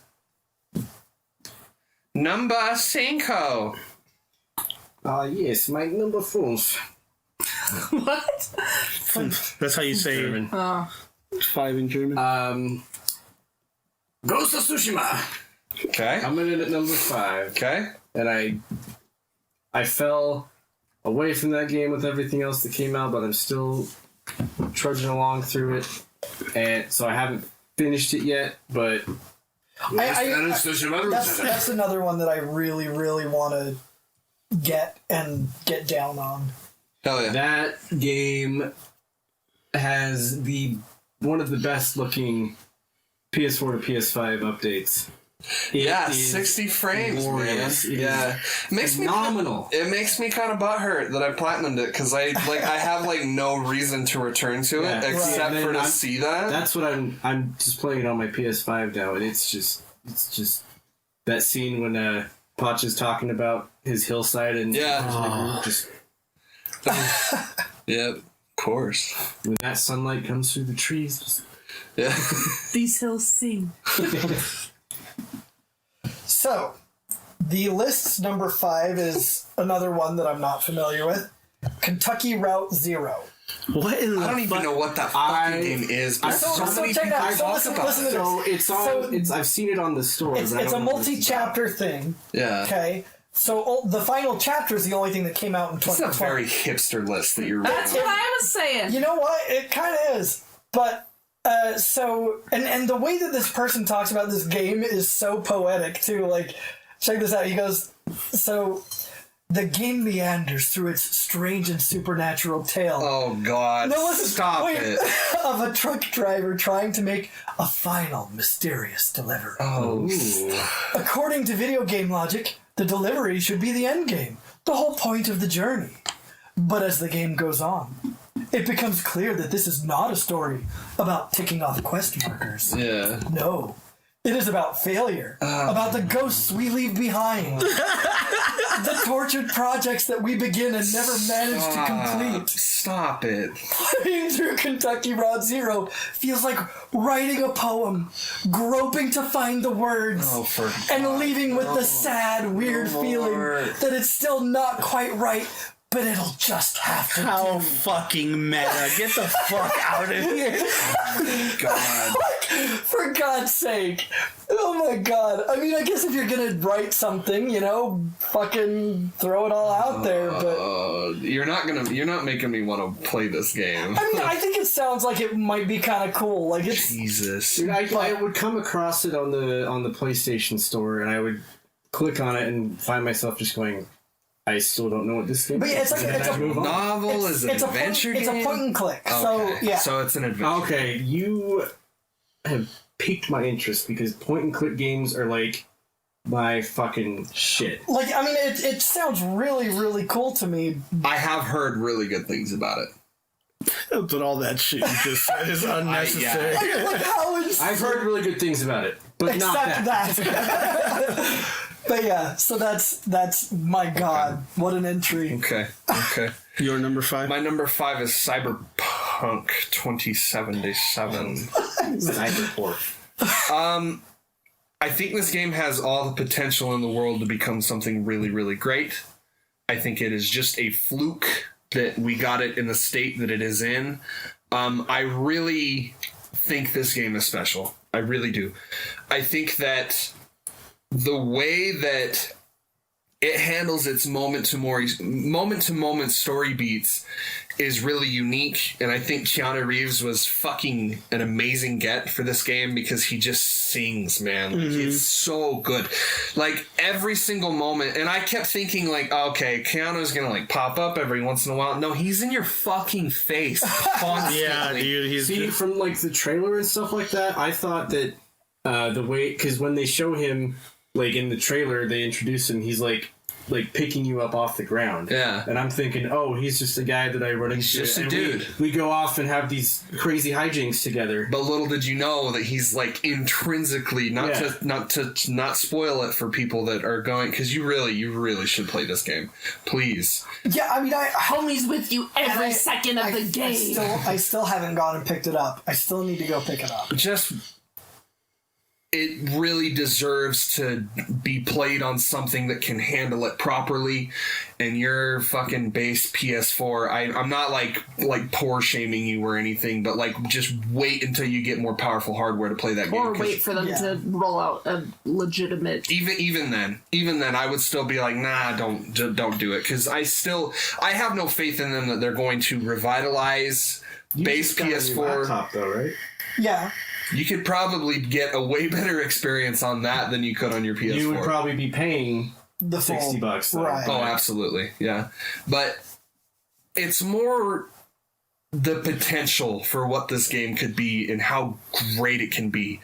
And it's mainly coming from a PC standpoint, because I can't play this game on console. I'm going to when we get the PS5 version, because I'm sure it's going to be an easy platinum and all them bugs are going to get squashed when it comes. I sure hope so, because there's still a few that are preventing me from getting trophies at this point. But my God, man, just like those crazy fucking adrenaline pumping moments where you're just a fucking it's a gas station filled with these what are the hell are the guys' names that have the like their whole face is caved in and they've got technology, dude, like the fucking scrappers or no salvagers it's the people that you deal with in the very first part of the game. The design of these guys are so cool, dude. Psychopunks or whatever. I can't remember the name of them, but like cyber psychos, but that wouldn't be it. No, they have like they're like a gang. I just can't remember the name of them, but like just the design of everything and this city sings, man. It's so cool. One of my favorite parts about the game, and it's not even a huge like part about it. It's not gameplay. It's not anything. It's just when you're talking to like somebody and they're talking in Japanese, and the kanji comes up, but then it scrambles into English. Yeah, because that's part of your hardware. Yeah, but they're still talking in Japanese. I love that. Mm-hmm. And how Japanese this game is. I love it. I love the game. Is it weebalicious? Oh yes. Oh, very. With a side of weeb. Oh my god! I finally got into Pen M's guts. Did you? Oh, bro! In the tank? Yeah, dude. Were you just like, I was. I had to clutch my pearls. Yeah, I was blushing. Holy shit! That's how it was for Judy. For Judy, were you blushing with Judy? I love Judy. My number 5 is Cyberpunk. My number 5 is a twofer. It is the Resident Evil remakes, 2 and 3. I liked, Whoa. Cole says, 3 also? Whoa. How dare you? Whoa, why 2? Why 2? 2 came out last year. In 2019, you mean? Yeah, in 2019. Oh, that's right. You want to redact that? I will redact that then. Retract. You will not give false information about my 2019 Game of the Year. Thank you. I believe you. Well, 3 isn't good enough for me to put it back there. But I mean, I can't think of anything else at the moment. Because of the hype that was 2, 3 was at this point. We'll go with that. Is that yeah, we'll go with that. Sure. So number 4, Angela. My number 4 is Catherine Full Body. Ooh. It is not a remake, but a retelling, I guess. It's like Royal. A re-sequel. Yeah. So it adds new pathways, new characters, and new dialogue. And Troy Baker returned to reprise his role as our dear, sweet Vincent. Mm-hmm. And I just love it. I love Rin. I love Vincent. So is this one of those things where it's like, play this instead of the original one, or play both? Absolutely. Please stop sleeping on Catherine. Well, it's so good. Because I played Catherine, I just was wondering, and I never finished it, so I was just wondering if I should just skip right. I still haven't even played Full Body. Like, I'm kind of just like waiting for the perfect time to jump into that game. So when's a better time? Her body is full. It's a Persona. Come on, Cole. Situation. Like, play this one instead. So Atlas Games is notorious for not releasing DLC, but re-releasing the game with added content. Gotcha. So essentially, it's a definitive edition, but it's at the same price that the base game was like 3 or 4 years ago. And it adds like really, really good extra content. Yeah, well, instead of nickel and diming you, they're like, no, pay for it all the fuck over again, bitch. But you do. But yeah. But you get to re-experience the main story with a ton of added content. Right. Like they added a new, a whole different romance path, which completely changes the story. Now I think there's 10 endings now. Yeah. And one of the trophies is to see every single fucking ending. Mm-hmm. So I will never be platinum that game. But holy shit, that game just has so much charm. The soundtrack is amazing. Shoji Meguro. Mm-hmm. Yep. Back at it again with them fucking bangers, dude. And I've never been more happy to be a sheep, honestly. Great game. Fucking sheep. Nick?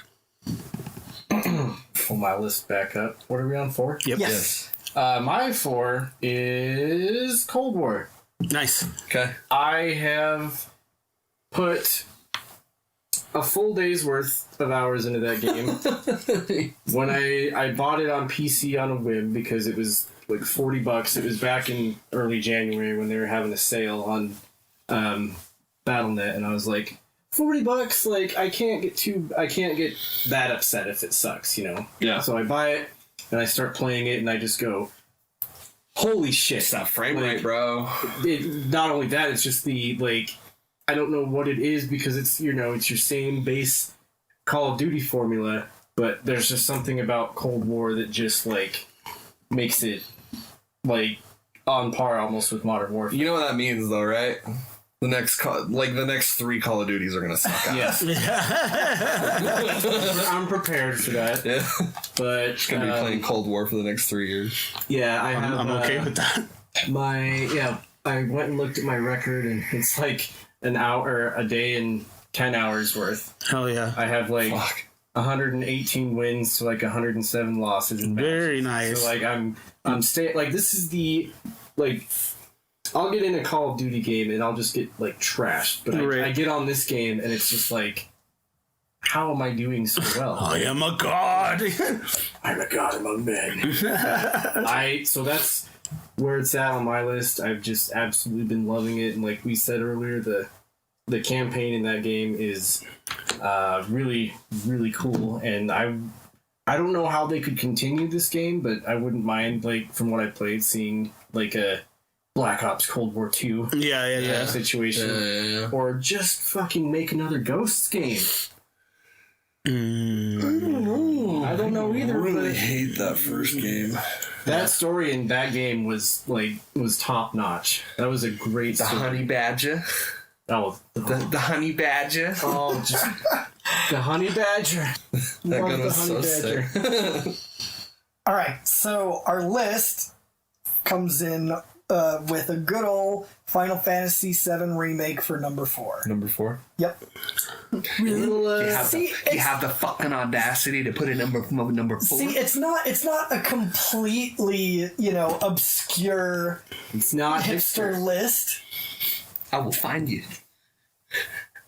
I'm gonna find you. Which find you. I'm gonna stab you in the face with a solder. Which I need to get back to. Yes, you do. I do. I forgot you bought that fucking. I need to get back to it. It was so great. Please do. I got distracted. Start it over. Yeah. Start it over. Just enjoy it. Just love it. Just delete your save file. Just love it. Just delete it. Just love everything about it. It's so good. Yeah, I do need to. I do need to. My number 4 is Final Fantasy VII. You wish. Starting from here on out, this is the cream of the crop, in my opinion, of everything that 2020 had to offer in terms of video games. These are in order in my heart, but I have a hard time justifying the way that I structured this. Might turn some heads. My number 4 is Ghost of Tsushima. Ooh. Okay. Ghost of Tsushima had no fucking right to be as good as it was. Right? Like, I had so much fun just role-playing my weird little samurai fantasy in that game. And I loved every minute of it. There were very few moments of that game that were really... And I fucking hate open-world games nowadays. I just Dude, you were so against buying that game. I was. And I was just like, no, bro, get it. I was like, bro, get it. And I did. And... You want to say that again? Pig was being a little clumsy. And I did. And I don't regret it at all. That game is so good. It's so good. Sucker Punch, you fucking nailed it out of the park. They gave me an open world game that didn't suck.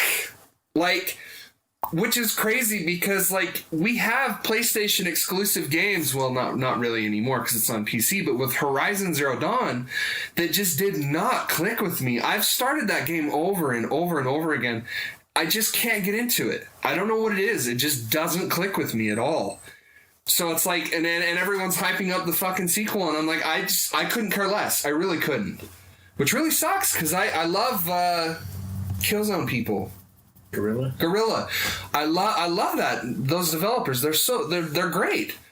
But there's just something about Ghost of Tsushima when you fucking start that shit up, and it's right after the mini little prologue, right before chapter 1, and it's got that fucking music with the drums, and it goes into, like, cutscene into playing, and you come out of this big forest, and it just hits you with this insane fucking orchestral music, and it opens up to this big, beautiful field, and you're riding on your horse, and it says Sucker Punch presents Ghost of Tsushima. I'm getting chills just fucking thinking about it. It is so insanely fucking good. Went from cutscene to gameplay. I sat there for a second because I'm like, are we still in a cutscene? Oh my god. And then I moved and I was like, oh fuck, like it's me now. Yeah. Best opening of a video game all year. Like, and it's so good. And it's just so visually striking. Every bit of it. Every bit of it. I don't think I took more screenshots in a video game than I did with Ghosts of Tsushima, because this is my number 4 as well. So 2.5 gigs worth. Yeah. Oh shit, dude! I honestly it was just, and especially that photo mode was so immersive, and it's great, and just you literally anything that you could imagine wanting to do with that photo mode, you were able to do. Yeah. It was super immersive, super detailed, and just. Oh my god! It was this game is such a pleasant surprise, and one of my most favorite gaming moments of my entire year was again role playing as this samurai and just like slowly trotting down this trail on my horse, which. You know how I feel about horses. You did it to me again. You did it to me again, you fucking sons of bitches. Whoa. But no, it's different. It's different. Don't worry. But I'm going down this dusty trail. I've got my fucking rice hat on. That sounds racist, but it's not, I promise. It's just, and it's like torn. You know which one I'm talking about? Yeah. And I've got my cape flown in the wind, and I come across this band of bandits, right? And they're just like, fuck you! I'm gonna kill you! Was racist. They're Mongolians. Goddamn Mongolians! That's Cole's favorite South Park episode of all time. It's one of the best episodes. It really is. I jump off of my horse and I fucking fucking decimate all these motherfuckers, man. My ears is what we're gonna oh, they're fucking done. Christ. They're done. They're dead on the ground. My eardrums are done. And my favorite thing to do because he doesn't have a headset on, so he doesn't was pull out my fucking flute and just yeah, that's one thing. Every time he would kill someone, he'd pull out his flute and time to calm down. Yeah. And like just in honor no, we're missing a favorite. We're missing the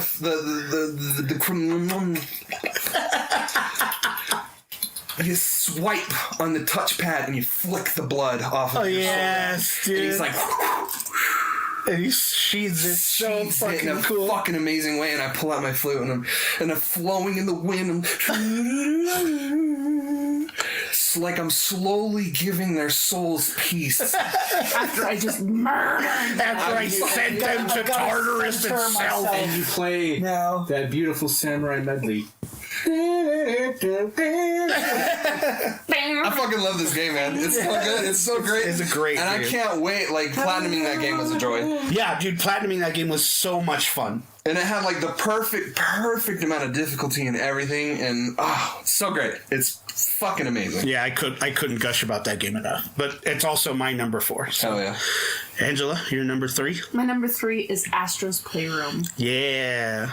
It's a little higher than I thought it was going to be. I thought it would be closer to maybe number 2. No, you will see. I'm wrong. I know what your number 1 is. Oh, do you? You know what? You're so stupid. I'm just kidding. You're so stupid. Fuck you, Cole. Fuck you. I'm teasing. Fuck you, Dale. But fuck you, Dale. I platinumed that game twice. One on someone who I know's PlayStation account, and then again on mine when I owned my own PS5. Yep. You know, the thing is too, like if I'm trying to platinum a game and I want it to go smoothly, I'll look up a guide. But for this game, I literally found everything without looking at a single article. It's so much fun to do it too, and it's so cool. Like it's like being in a time capsule, and then like slowly moving like towards like newer stuff in said time capsule. But yeah, I love it. Highly recommend. Get into that ball when you fucking hit the bowling pins. Yes, I love the little like animal and the costume. Yeah, the suits. Yeah, I love when you get into. I think it's the frog. I think it's the one of them, and if you sit there for a second, Astro like just kind of start like shaking his ass. Yeah, yeah, he starts dancing.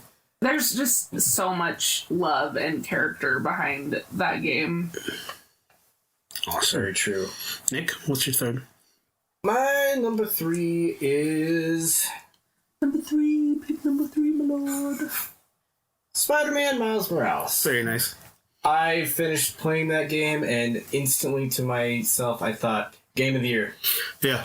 For me, right here. Yeah. Like, as much as I agreed with The Last of Us getting it, my first thought finishing this game was Game of the Year. Yeah. Like, it just hit everything, and like the cultural representation in that game was nail on the fucking head.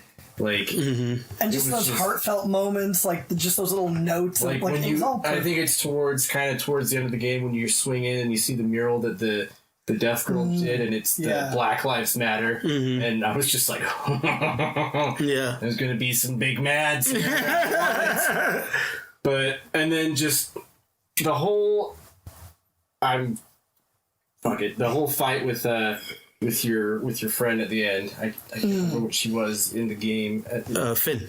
Well, yeah, but she was the Tinkerer. That's right. Yeah, like when you find out, I was like, oh fuck, dude, nah. And then that whole fight at the end, and then just there's a lot of emotion in that game. Oh my god, yeah, that's why it's so high up there, is because I was like edge of my bed just playing this game, like holy shit, like how are they gonna top that? And then it's crazy because like in the comic books, Phineas Mason is the name of the Tinkerer, and it's just like some old dude, you know what I mean? But it's cool that it's a nod. Yeah, it's a nod. It's a huge nod to it, and that moment when Genki helps you get home, and I was like, okay, like somebody's gonna find out. Then his mom comes running in, and I was like, oh shit, dude, she knows now. And like, I just everything about that game was just mwah. Yeah, perfect. So that's my number 3 right there. Okay, are you ready to find out what is number 3 on this list? Is killing me. Oh my god. He's like wetting his lips.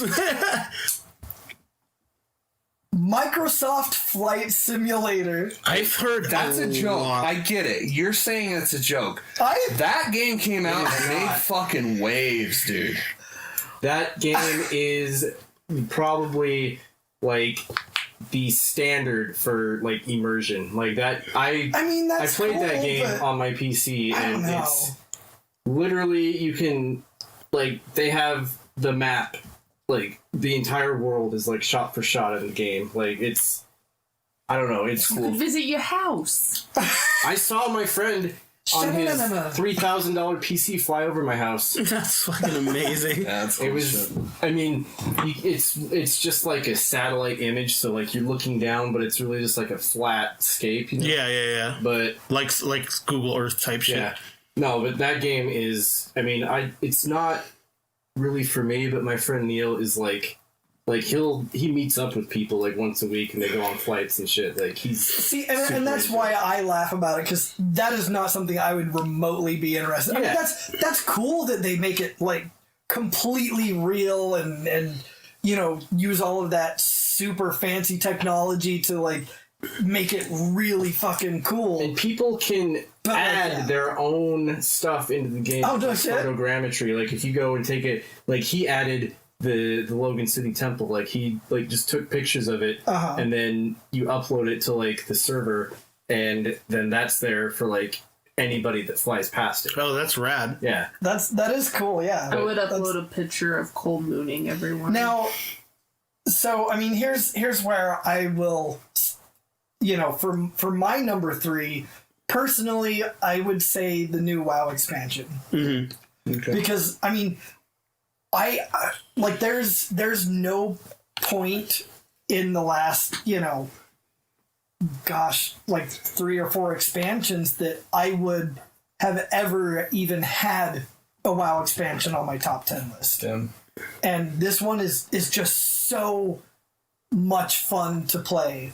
And I've just had such a great time with it. I mean, it's got its own, things that I'm like, meh. But overall, it's just been really great and refreshing. And it's like so many people are hyped about WoW again that have not given a shit in years. And there's a reason. So it's, that would be my number 3. My number 3 is The Last of Us Part 2. Wow. Really? It's because the game sucked. I'm just kidding. I will throw you out that way. It's because of stupid man-arm lady. Big woman! She's strong, it makes me scared. She not hot. Can't fap. Not fappable. You don't even see her boobs. Like, at all. Like, it's just covered by a shirt the whole time. Well, Except for one time. Well, it's mostly, even then you don't really see. Do you remember the episode of Family Guy when Peter is doing like the side boob show? And then he's like, oh yeah, and then there's that one, and then he's like, joke's on you, that's my side boob. That's like always what I think of when I see Abby's boob. Get into it, big guy. I hate to bring it down.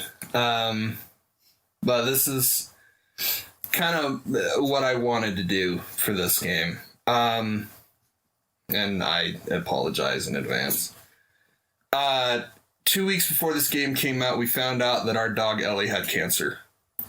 And it was the most devastating fucking thing of that whole year. I mean, hands down, it was really, really fucking hard. And there was already so much negative attention around this game. Mm-hmm. And it was a month or two prior where the entire game script got leaked online. And I spent so much time and energy defending this game, and I hadn't even played it at this point. I was just like, and I got spoiled on it, you know the whole spiel. Yeah. You know the thing. Right. And I spent so much time defending this game, and I think it was just a way to distract myself, just because. And I think it's probably I'm not very toxic online, and I try really hard not to be, but I feel like it kind of just happened a lot around this time. And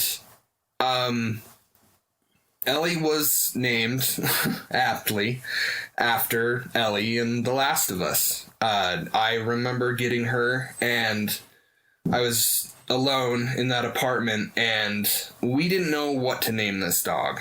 And I had a bunch of stupid names, and a lot of names that were probably a lot better than Ellie. Pro tip, don't name your animals after things that you like, because there's pretty good chance that you're going to outlive that animal, and when they pass on, you pretty much just can't ever look at that thing the same way, like, ever again. I was playing The Last of Us on my PS3 like really heavily, and I said, oh, Ellie. Ellie's a great name for this dog. She watched me play it. I hate to be sentimental and stupid, but it meant a lot to me playing that game with that dog, because that's really all I had at that time. It was a very tumultuous time in my life, and she was there. And I thank God every day that I could play through that second game with her, because I needed to.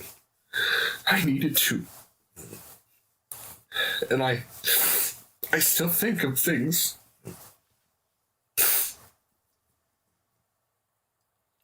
I still remember how her hair feels behind her neck. I still remember her silly toes and her long hair on those toes, and it made no sense why that hair was so long It made no sense, but I played that whole game with Ellie by me, and I thank God that I had enough time to do that. And it's crazy to think on like how much that game means to me now. And it's not a matter of big arm lady and fucking weird decision making that you have with your problems that you have with what Joel did and all this shit. It doesn't mean that to me anymore. This is the game that I played with my dog, and you can make fun of me all you want, I don't really care. But that was so insanely hard to go through. And having her there it was just this little amount of comfort knowing that she was there with me while I played it. And the soundtrack of that game is sublime. Mm-hmm. It's so good. I still listen to it like pretty much every day. There's a song on there called Longing. Mm. And ironically it is Abby's song. Like that's the song that plays whenever Abby's going through something. And I really didn't like Abby my first playthrough. I was just like, I don't care about this person. I don't care about any of her people. But there's just something about that game, and especially playing through it a second time, where you realize how important that character is to the story that they're trying to tell. And you may not understand. I think it's like one of the most misunderstood games of all time, because you really you have to be... I hate to say that you're stupid, but you're kind of stupid if you don't really understand. And I've kind of come to this a little bit more of a pacifist way of thought, where I think like some people just aren't there yet with this game, but they will. Like I hate to and I hate to say that this is like it's something that you don't understand, but eventually you will. But I really do feel like you will. One day people will understand this game. And 10 years from now, this game's going to be even more revered than it already is. Yeah, well, I mean, to me, it's just one of those situations where if you fully agree with Joel and what he did, or you fully agree with Abby and what she did, either way, you don't understand the game. You're supposed to wrestle with the fact that both of these people have done good things and taken care of people close to them, and have done terrible things and murdered and maimed people who they were worried about for whatever reason. Yeah. Like, you're supposed to wrestle with the fact that they're both good and really terrible people, and they have done great and awful things. You have to see the humanity in all of them. It kind of swings back to the way of thought with Red Dead 2 and Dutch's gang. It's like, when they picked up Sadie, and they were like, oh, let's get you in the cold, out of the cold, and let's get you safe. And then it's like, and then they turn around like, yeah, we've done some pretty horrible things, and it's like they're just doing what they have to do. Like, right, exactly. And it's something you have to see that is it shows how human people are. Like, it just shows that people are driven by their emotions, whether we want to believe it or not. You know what I mean? That there's no logic to when somebody kills something that you love, and you decide to take a revenge path toward it. And that with putting in conscious effort and trying to understand what you're doing and who you're doing it to, that people can change. Because that's the other thing too. People are constantly going, oh, well, she wouldn't have done that. How the fuck do you know? Yeah. How do you know that she hasn't come to a point in her life with all of the destruction in her wake or their wake that they didn't just, like, especially with Abby, where she just goes, fucking kill me. Yeah. Like, if you're going to do it, do it. I'm not going to fight you. Yeah. Like, there's, I mean, yeah, people tend to get on a path and get so entrenched in that they typically don't deviate too much from that. But that doesn't mean you can't or you shouldn't try. Exactly. And or it doesn't mean that hope is lost for you to try. Exactly. And you can always take inventory and make a change. I feel like there is a certain level of turning your brain on to understanding what the game is trying to tell you. It is a very violent, a very dark, a very, very hard game to get through, because there are things that you're going to do in the game where you're not going to agree with, and you have to turn on your brain to try and understand what's going through that character's mind. It's supposed to make you uncomfortable. It is. It is. Yeah, because you're not as you may be controlling the characters, but you're not in control of this story. Yeah. This story is going to go regardless of what you want there to happen. Yeah. And that was like, one of the main things. This is my number one. Me too. So the fact that this game, it navigates you through its story. It doesn't help you create it. It doesn't let you contribute to it. It's just telling you, hey, this is what's going on, and this is what you're going to do. You're compelled to go through some shit. Like, you are not going to emotionally be able to coast through this game. Yeah.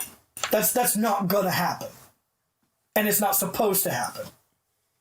I am immeasurably grateful for this game, because every time I think about it, every time I see some video essay on YouTube about it, and just see someone else's thoughts about it, and just look at like different gameplay clips and start listening to the soundtrack and everything, like, this really is a game that I continue to look at and continue to play and continue to find things out, not only about the game, but about myself.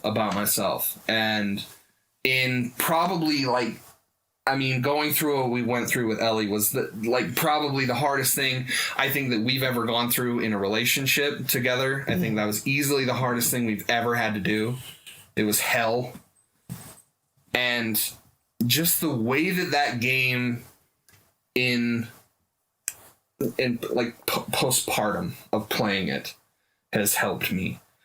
I'm like forever grateful. I really love that game, and it's because of that I like it better than the first one. There you go. All of its messes and blemishes. My number 3 is Final Fantasy VII Remake. I, being somebody who didn't really play the first Final Fantasy VII game, I know I dabbled in it. I never really got very far in it. Playing the remake and playing it all the way through to where it ended up was such a fun time, because I experienced half of these things for the first time. Right. I experienced half of this story for the first time. The first half of the story, I knew exactly what was going on. I knew all of the things that were happening. But the second half, experiencing the second half was magical. This game is nothing short of magical. The combat system is amazing. The storytelling is superb, and I've never experienced a Japanese game, more or less, be so full for me.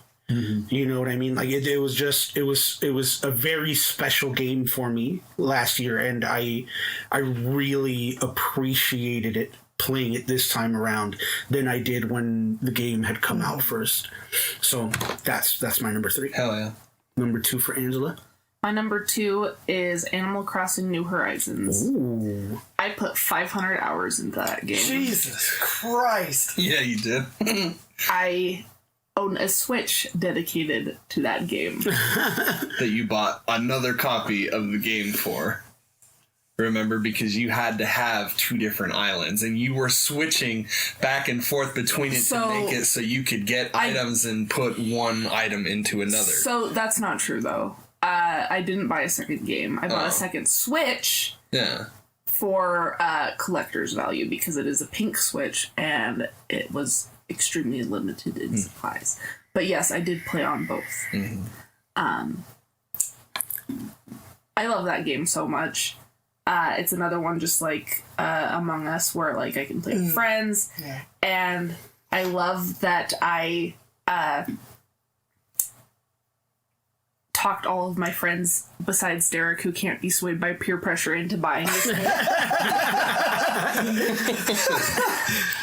Yeah, that's true. If I'm not interested, I'm just not interested. It's such a fun game, and it's not a kid's game, you know, like it's one of the most stressful games I've ever played in my life. It's Danny Trejo plays this game. It's chore simulator, and it came out at the perfect time because COVID was a thing and people couldn't hang out with each other, so people would just have island dates all the time, which to me is super beautiful because we were spending time together doing fun things in the comfort of our own home and in the safety of our own homes. Yep. So awesome. I love that game. Number 2 for you? So my number 2 is The Last of Us Part 2. That game just I wanted to play through that game, but I took my time with it. I, much like Cole and Angela, had a very earth-shattering experience 6 days before that game came out. Yeah. My sister passed away, and it, you know, I was focusing on this game. I'm like, I'm not.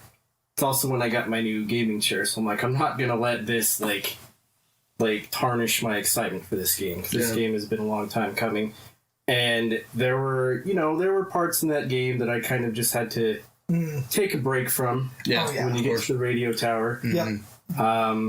So I mean, but like as I kept playing the game, like I just got immersed into the game, and I just kind of like for a minute just kind of forgot about all the shit that was going on, and it just like I had heard all the negativity around it, but I was just like, no, I'm still gonna play it, and like I got through it, and I don't think I think I'm in the middle of playing it again, but it was just a phenomenal game, and it's not my number 1 game of the year, but I fully stand by it winning game of the year all around. Yeah, of course.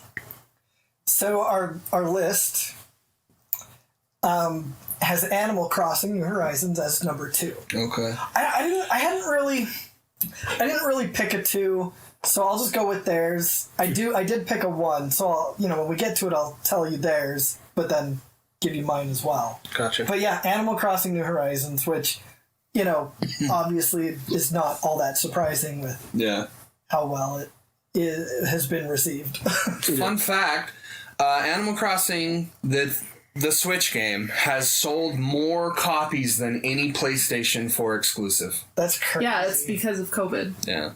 Well, yeah. No, it's because of COVID. It's pretty much if you have a Switch, you have Animal Crossing. But also because except me.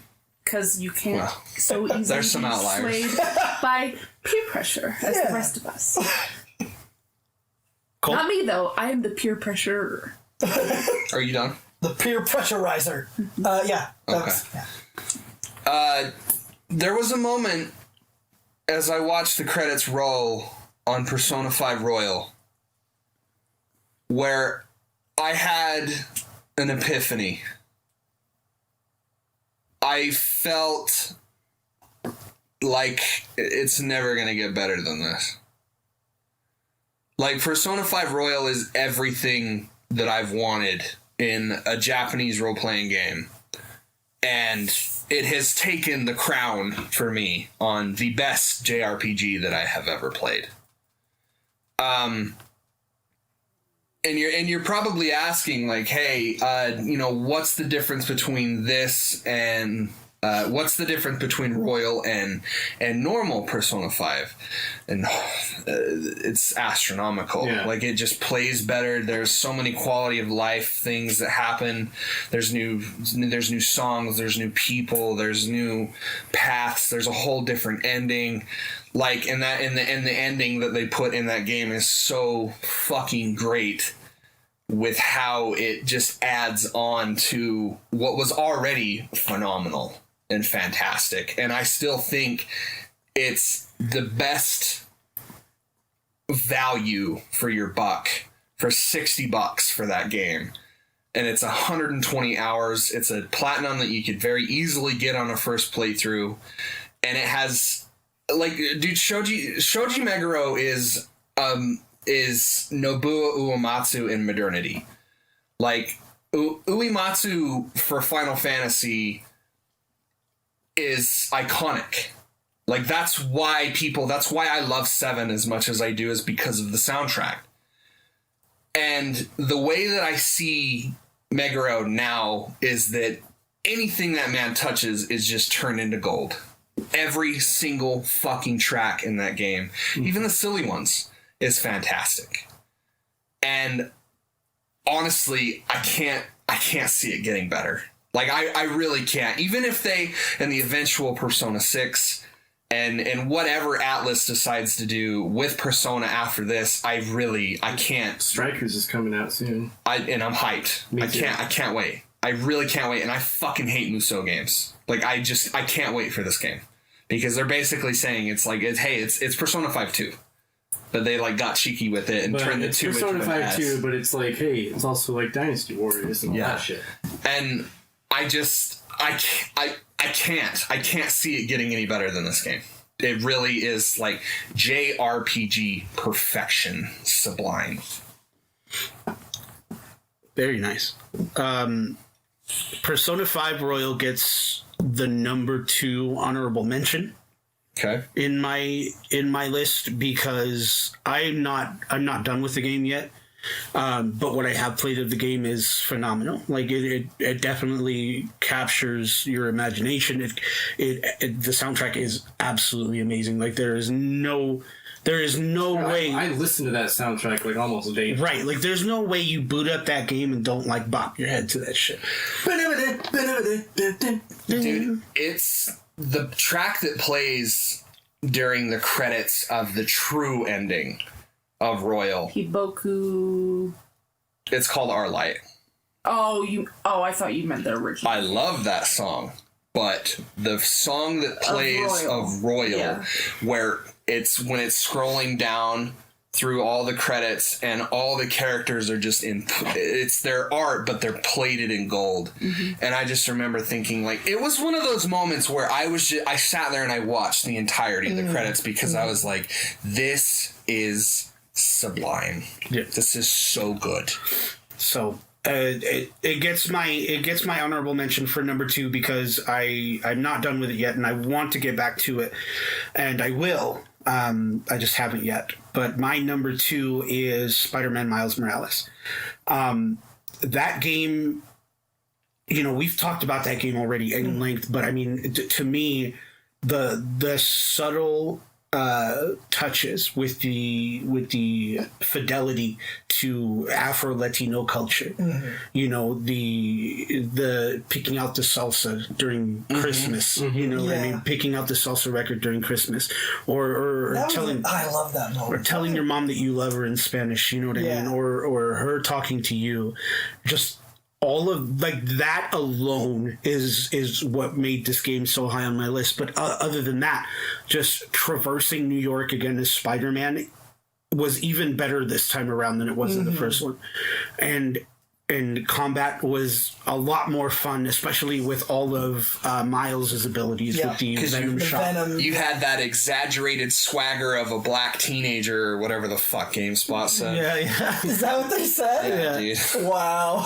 But I mean, GameSpot and Callie Plagge. Good lord. I shake my fist at you. And that's embarrassing. That is fucking embarrassing. But I mean, like, it was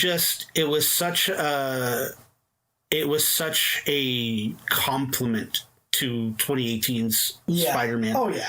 To have them, be together and just right out the gate too. Like right as the game starts, you're doing that convoy escort. Spider-Man. Yeah, I mean that game to me was super special, not just in terms of gameplay and fun, but just of subtle cultural accuracy.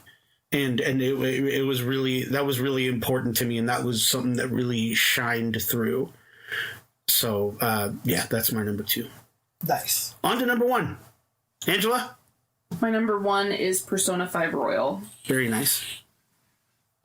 This game is the best game I've ever played in my entire life, and it's so much better than the original, which was my previous most favorite game of my entire life. Which was Persona 5. But, like I said earlier with Catherine Full Body, Atlus has a thing for re-releasing games with extensive bonus content and different pathways, extra music soundtracks, more characters. I have never fell in love more with a character than I have with Yoshizawa Kasumi / Sumire-san. Yep. She is wonderful. Best girl. Pretty much everything that Cole said. I cried multiple times in that game. My favorite song is a song called I Believe. Such a good song. And the new villain that they introduced in that game takes such a sinister take. But try hating him. Yeah, that was the thing with him. It's like he's very Thanos-esque. And at the same time, it's like you can't disagree with what he's saying because he's saying everything that he's. Oh, it's so good. Yeah, it's so well written. Mm-hmm. And I love the quality of life updates that they brought to it with the unlimited ammo and the. They're not called soul seeds. What are they called? The palace seeds? Yeah, what are they called? What are they called? They're seeds. Yeah. They're I can't remember. Anyways, and how they turn into extremely useful items after being used to will seeds. Will seeds. Yep. Yeah. Okay. They increase your magic points. And then you get to take them into the metaverse and turn them into extremely useful items. And I love Jose. Yeah. I would die for Jose. Yeah. Best boy. My little man. Yeah, his little man. Man. Jose, best boy. After Akechi. And they take a character like that was so kind of cold at the end of Persona 5, and they just absolutely go into it 1,000 times, and it's like, why didn't you do this the first time? Yeah, because now I love this character so much more. It's another how can you hate him type of situation. I also play the music to that soundtrack every day, basically. It's on Spotify now. All of it. A little plug for you. No, there's a playlist that has for your mother. 3, 4, and 5. Yeah, all of them. But yeah, Atlus really outdid themselves with Catherine Full Body and Persona 5 Royal, and I cannot wait to play Persona 5 Strikers. Mm-hmm. Yeah. So you want to do a PS4 version and a Switch version, right? So I'm gonna play it on the PS4 or PS5. Yeah, because I'll probably do the same. You're not gonna play it on PC? Nah. That's it. I think I personally believe that Atlus games belong on the PlayStation, but I would love to play them all. Save for the fact that since I don't have a Vita, my only way to play P4 is on the PC, which is the best way to play it. But I would love them all to come to Switch so I can play them on the go. Why not? Yeah. At this point, like, why not? Well, and they're JRPGs, which like makes it feel like they should be. Yeah. Because not only are they JRPGs, they're turn-based JRPGs, which has a lot in common with Pokemon, which is a Nintendo title. Yeah. So it kind of goes hand in hand. But that's all I have to say about my game of the year. So mine is a toss-up, and I'm only going to give it to the other one because I haven't finished. It was between Royal, because I haven't finished it yet. Mm-hmm. But the one I'm going to put on there is going to be Final Fantasy VII Remake, just because I share... Like, that game was like the quintessential PlayStation game growing up. Mm-hmm. I just remember my friend had it on his PlayStation before I was like, growing up, my first like big system was the N64. Yeah. And a lot of people had PlayStations.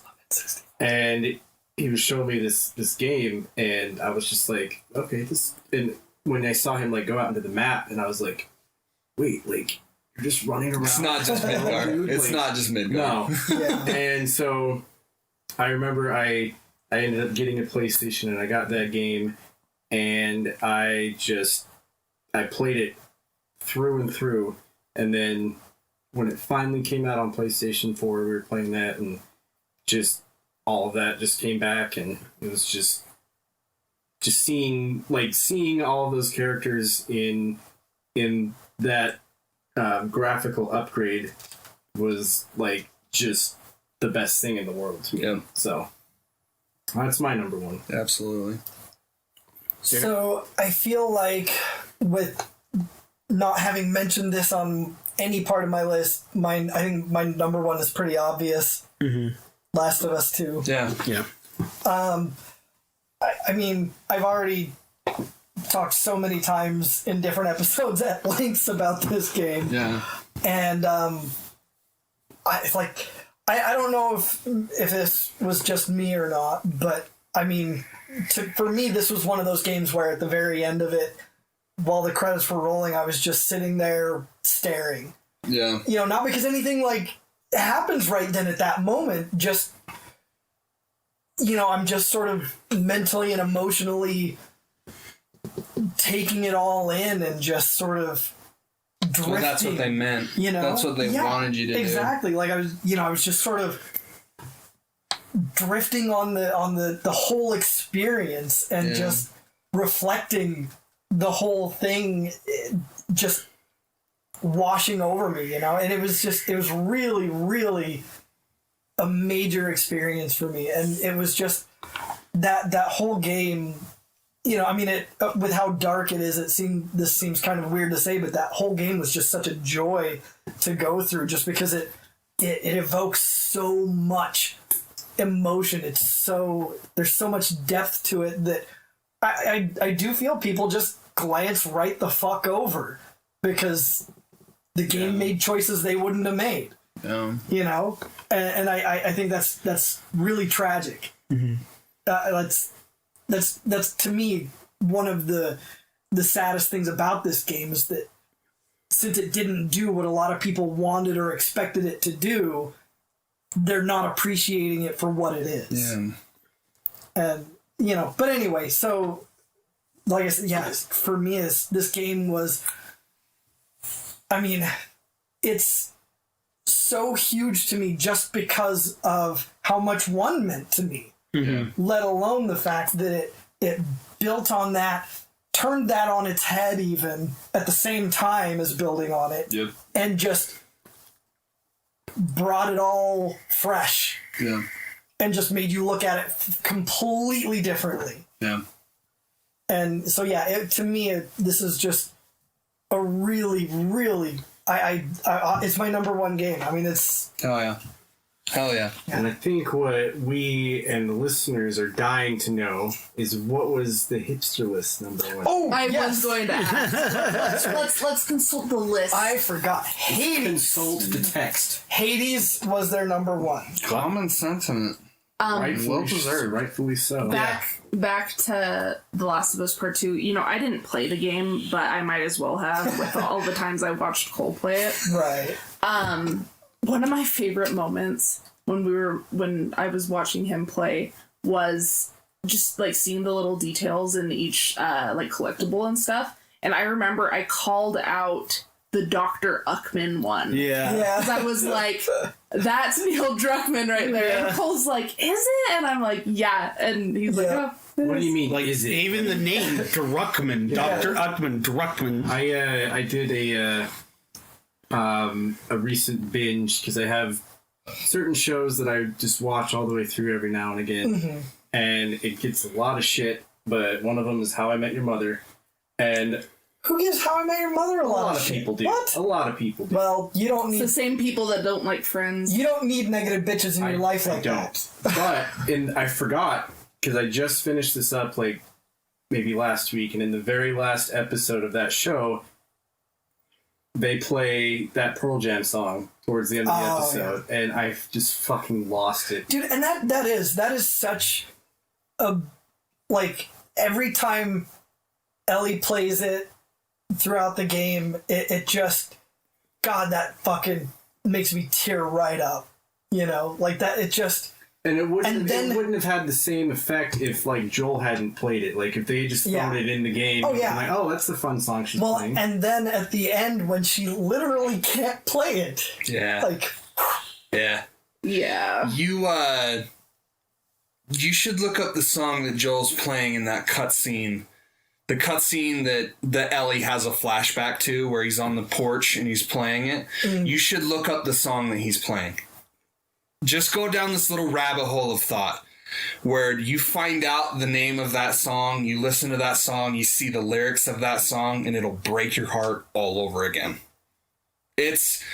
Druckmann's fucking brilliant. I'm sorry. Like, the way that he, and like I said when I did our review, he did something I've always wanted to do, where I've always wanted to create my own piece of whatever and have it revolve around the theme of a song. And that's exactly what he fucking did with that Pearl Jam song. Yeah. And it's brilliant. Yeah. It's so good. I mean, that just, like, I mean, you know, even just from a guitar player's perspective, like, it would absolutely be one of the sadder things in life to no longer be able to do a thing you loved. Yeah. And, you know, that in and of itself would just be terrible. But, like, that's nothing compared to just the emotional wreckage that you would be with how much that meant to you and the source. And it just... That broke me. Like, and that part's rough, dude. Just the whole fact, in that game, oh God, I was so pissed, so annoyed that I had to play Abby. I was so fucking annoyed. I didn't want to do it, and I was like, oh, fine, whatever. And then, you know, later on, I was like, all right, I mean, no, all right, I get it. Yeah. Okay. Yeah. All right, no, you're right. God damn it, fine. But like, and you're playing this, or you're just like, I'm gonna get this. I remember Cole would do everything in his power to just let her die. Well, I did that too. Right at the beginning, I would just be like, "Fuck you, Abby, die, bitch." And then you're like, "Oh wait, I can't progress." Yeah. I have to kill the Rat King to go forward. But yeah, no, like, it's all so well done. I mean, I get that people didn't really like, you know, skipping back and forth and that seemed jarring, but I mean, that was the intent. Like, I mean, come on, with that game and the first game, do you really honestly believe they couldn't have had smoother transitions? Yeah. They wanted you to be jarred back and forth, to have that stark contrast, that juxtaposition of to going realize from one to the other. That you killed Alice, you know, like you fucking killed the dog that you fell in love with. Yeah, like that it wouldn't have. I mean, I can't speak for everyone, but like for me, like it wouldn't have had as much impact if you sort of smoothed in between these transitions, you know? Yeah. Am I the only one that when I hear the word juxtapose, I just think of that Jinx Pokemon card? That was one of her moves. Well, now I think about it. Now you will. You're welcome. But yeah, that's it. That's my game. That's my number one. Now I'm going to tell you something that you probably don't know about me. I play a lot of video games. Let me tell you something you might not know about me, Joe Rogan. I smoke crack rocks. I'm a little retarded. Peanut butter and crack sandwich, my favorite. I play a lot of video games. Go on. Go on. I play a lot of really good ones. I do play occasionally. I do play some bad ones. Not very often, though. I don't get the feeling playing video games anymore the way I felt when I first played Final Fantasy VII. And there's certain memories that you allocate to games like that, or it doesn't even have to be a game, a movie, a book, a person, a pet, a place. Like, it doesn't matter. Like, that's just right. You know what I mean? You allocate certain memories. My very first video game crush was Princess Garnet. Oh yeah, okay, yeah.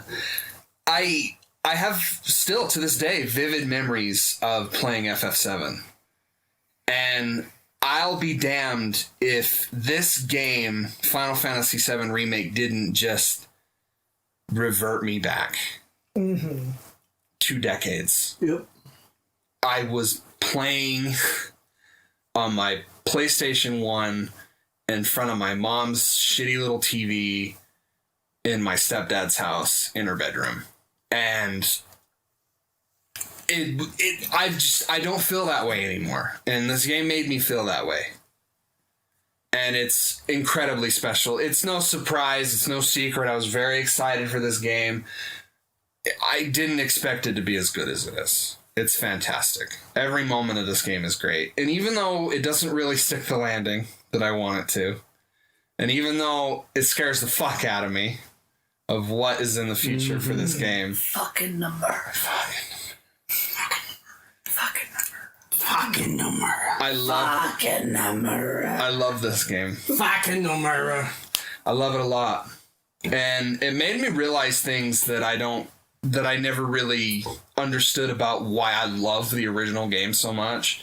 And it's mainly that soundtrack. That soundtrack is in my fucking bones at this point. Like, and they did literally the impossible where they took that, I know every note of every song of that game by heart, and they just amplified it to this heavenly level. I've listened to One Winged Angel 1,000 times.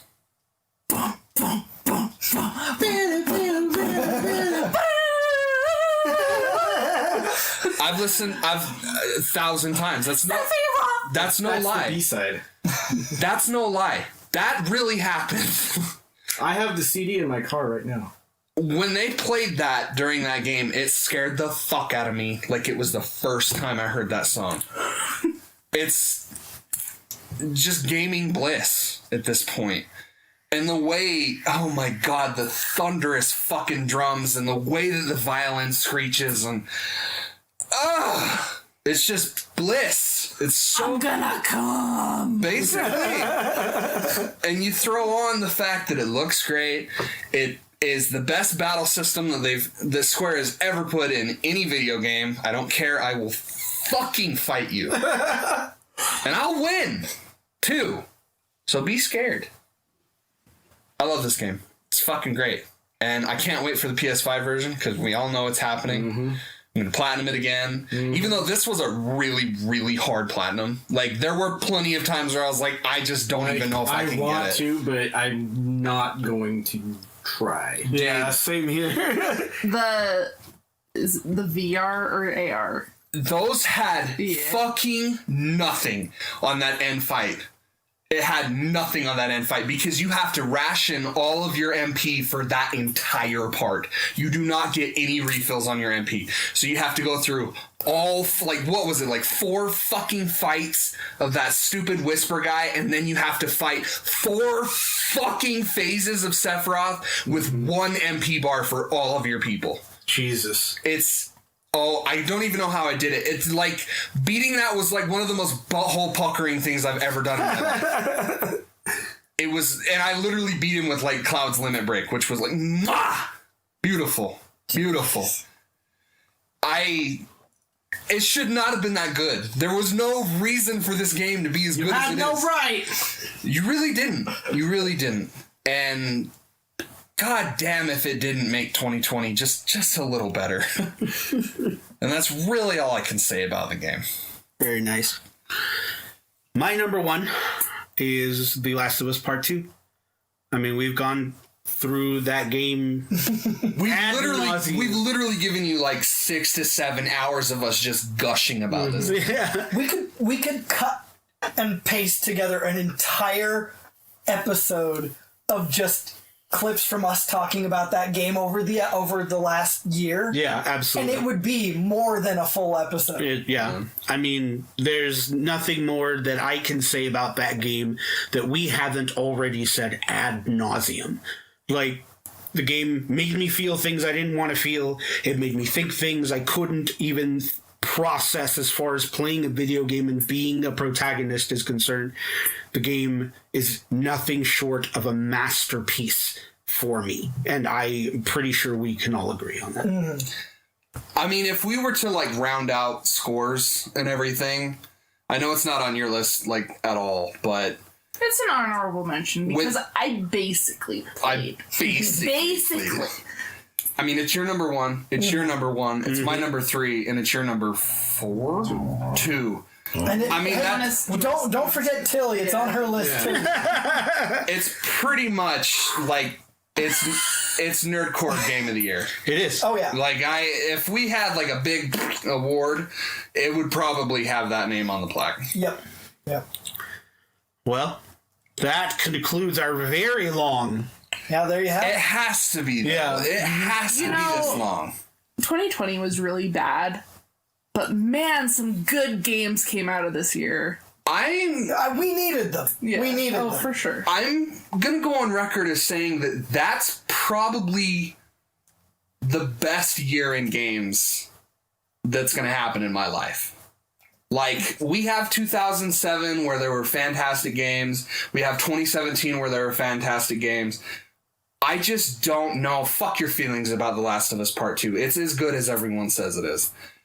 I really do think that 2020 probably has the best lineup of video games in terms of sheer quality. I don't think outside of this last year, I don't think I've been as hyped for as many things coming out in a long, long time. I mean, 2020 also had the release of a brand new console, which is already exciting, and then we get 2 fucking insanely stellar games with Miles and Demon Souls. Mm-hmm. So it's like, how can you even complain? Yeah. I would like to also add an honorable mention that this game actually caught me by surprise at how much I've been enjoying it. Assassin's Creed Valhalla. Yes, I would like to actually honorable mention that game. Yeah, that it's one of the first Assassin's Creed games where I'm just like trying to stick to it. It plays like Odyssey, but it's not near as fucking congested, and that's why I'm enjoying it more. Because Odyssey is just like, oh my god, there's all this shit that I have to do, and I'm just sick of it. And this one, it's like, oh, okay, I don't have all of this stuff to do that's taking me fucking everywhere around. I can just focus on a couple things at a time. Yeah. So that concludes our episode of our top 10 games. We hope you enjoyed it. Whether you agreed or didn't agree, let us know. As always, you can follow us on social media. On Facebook at the Nerd Corporation, a podcast.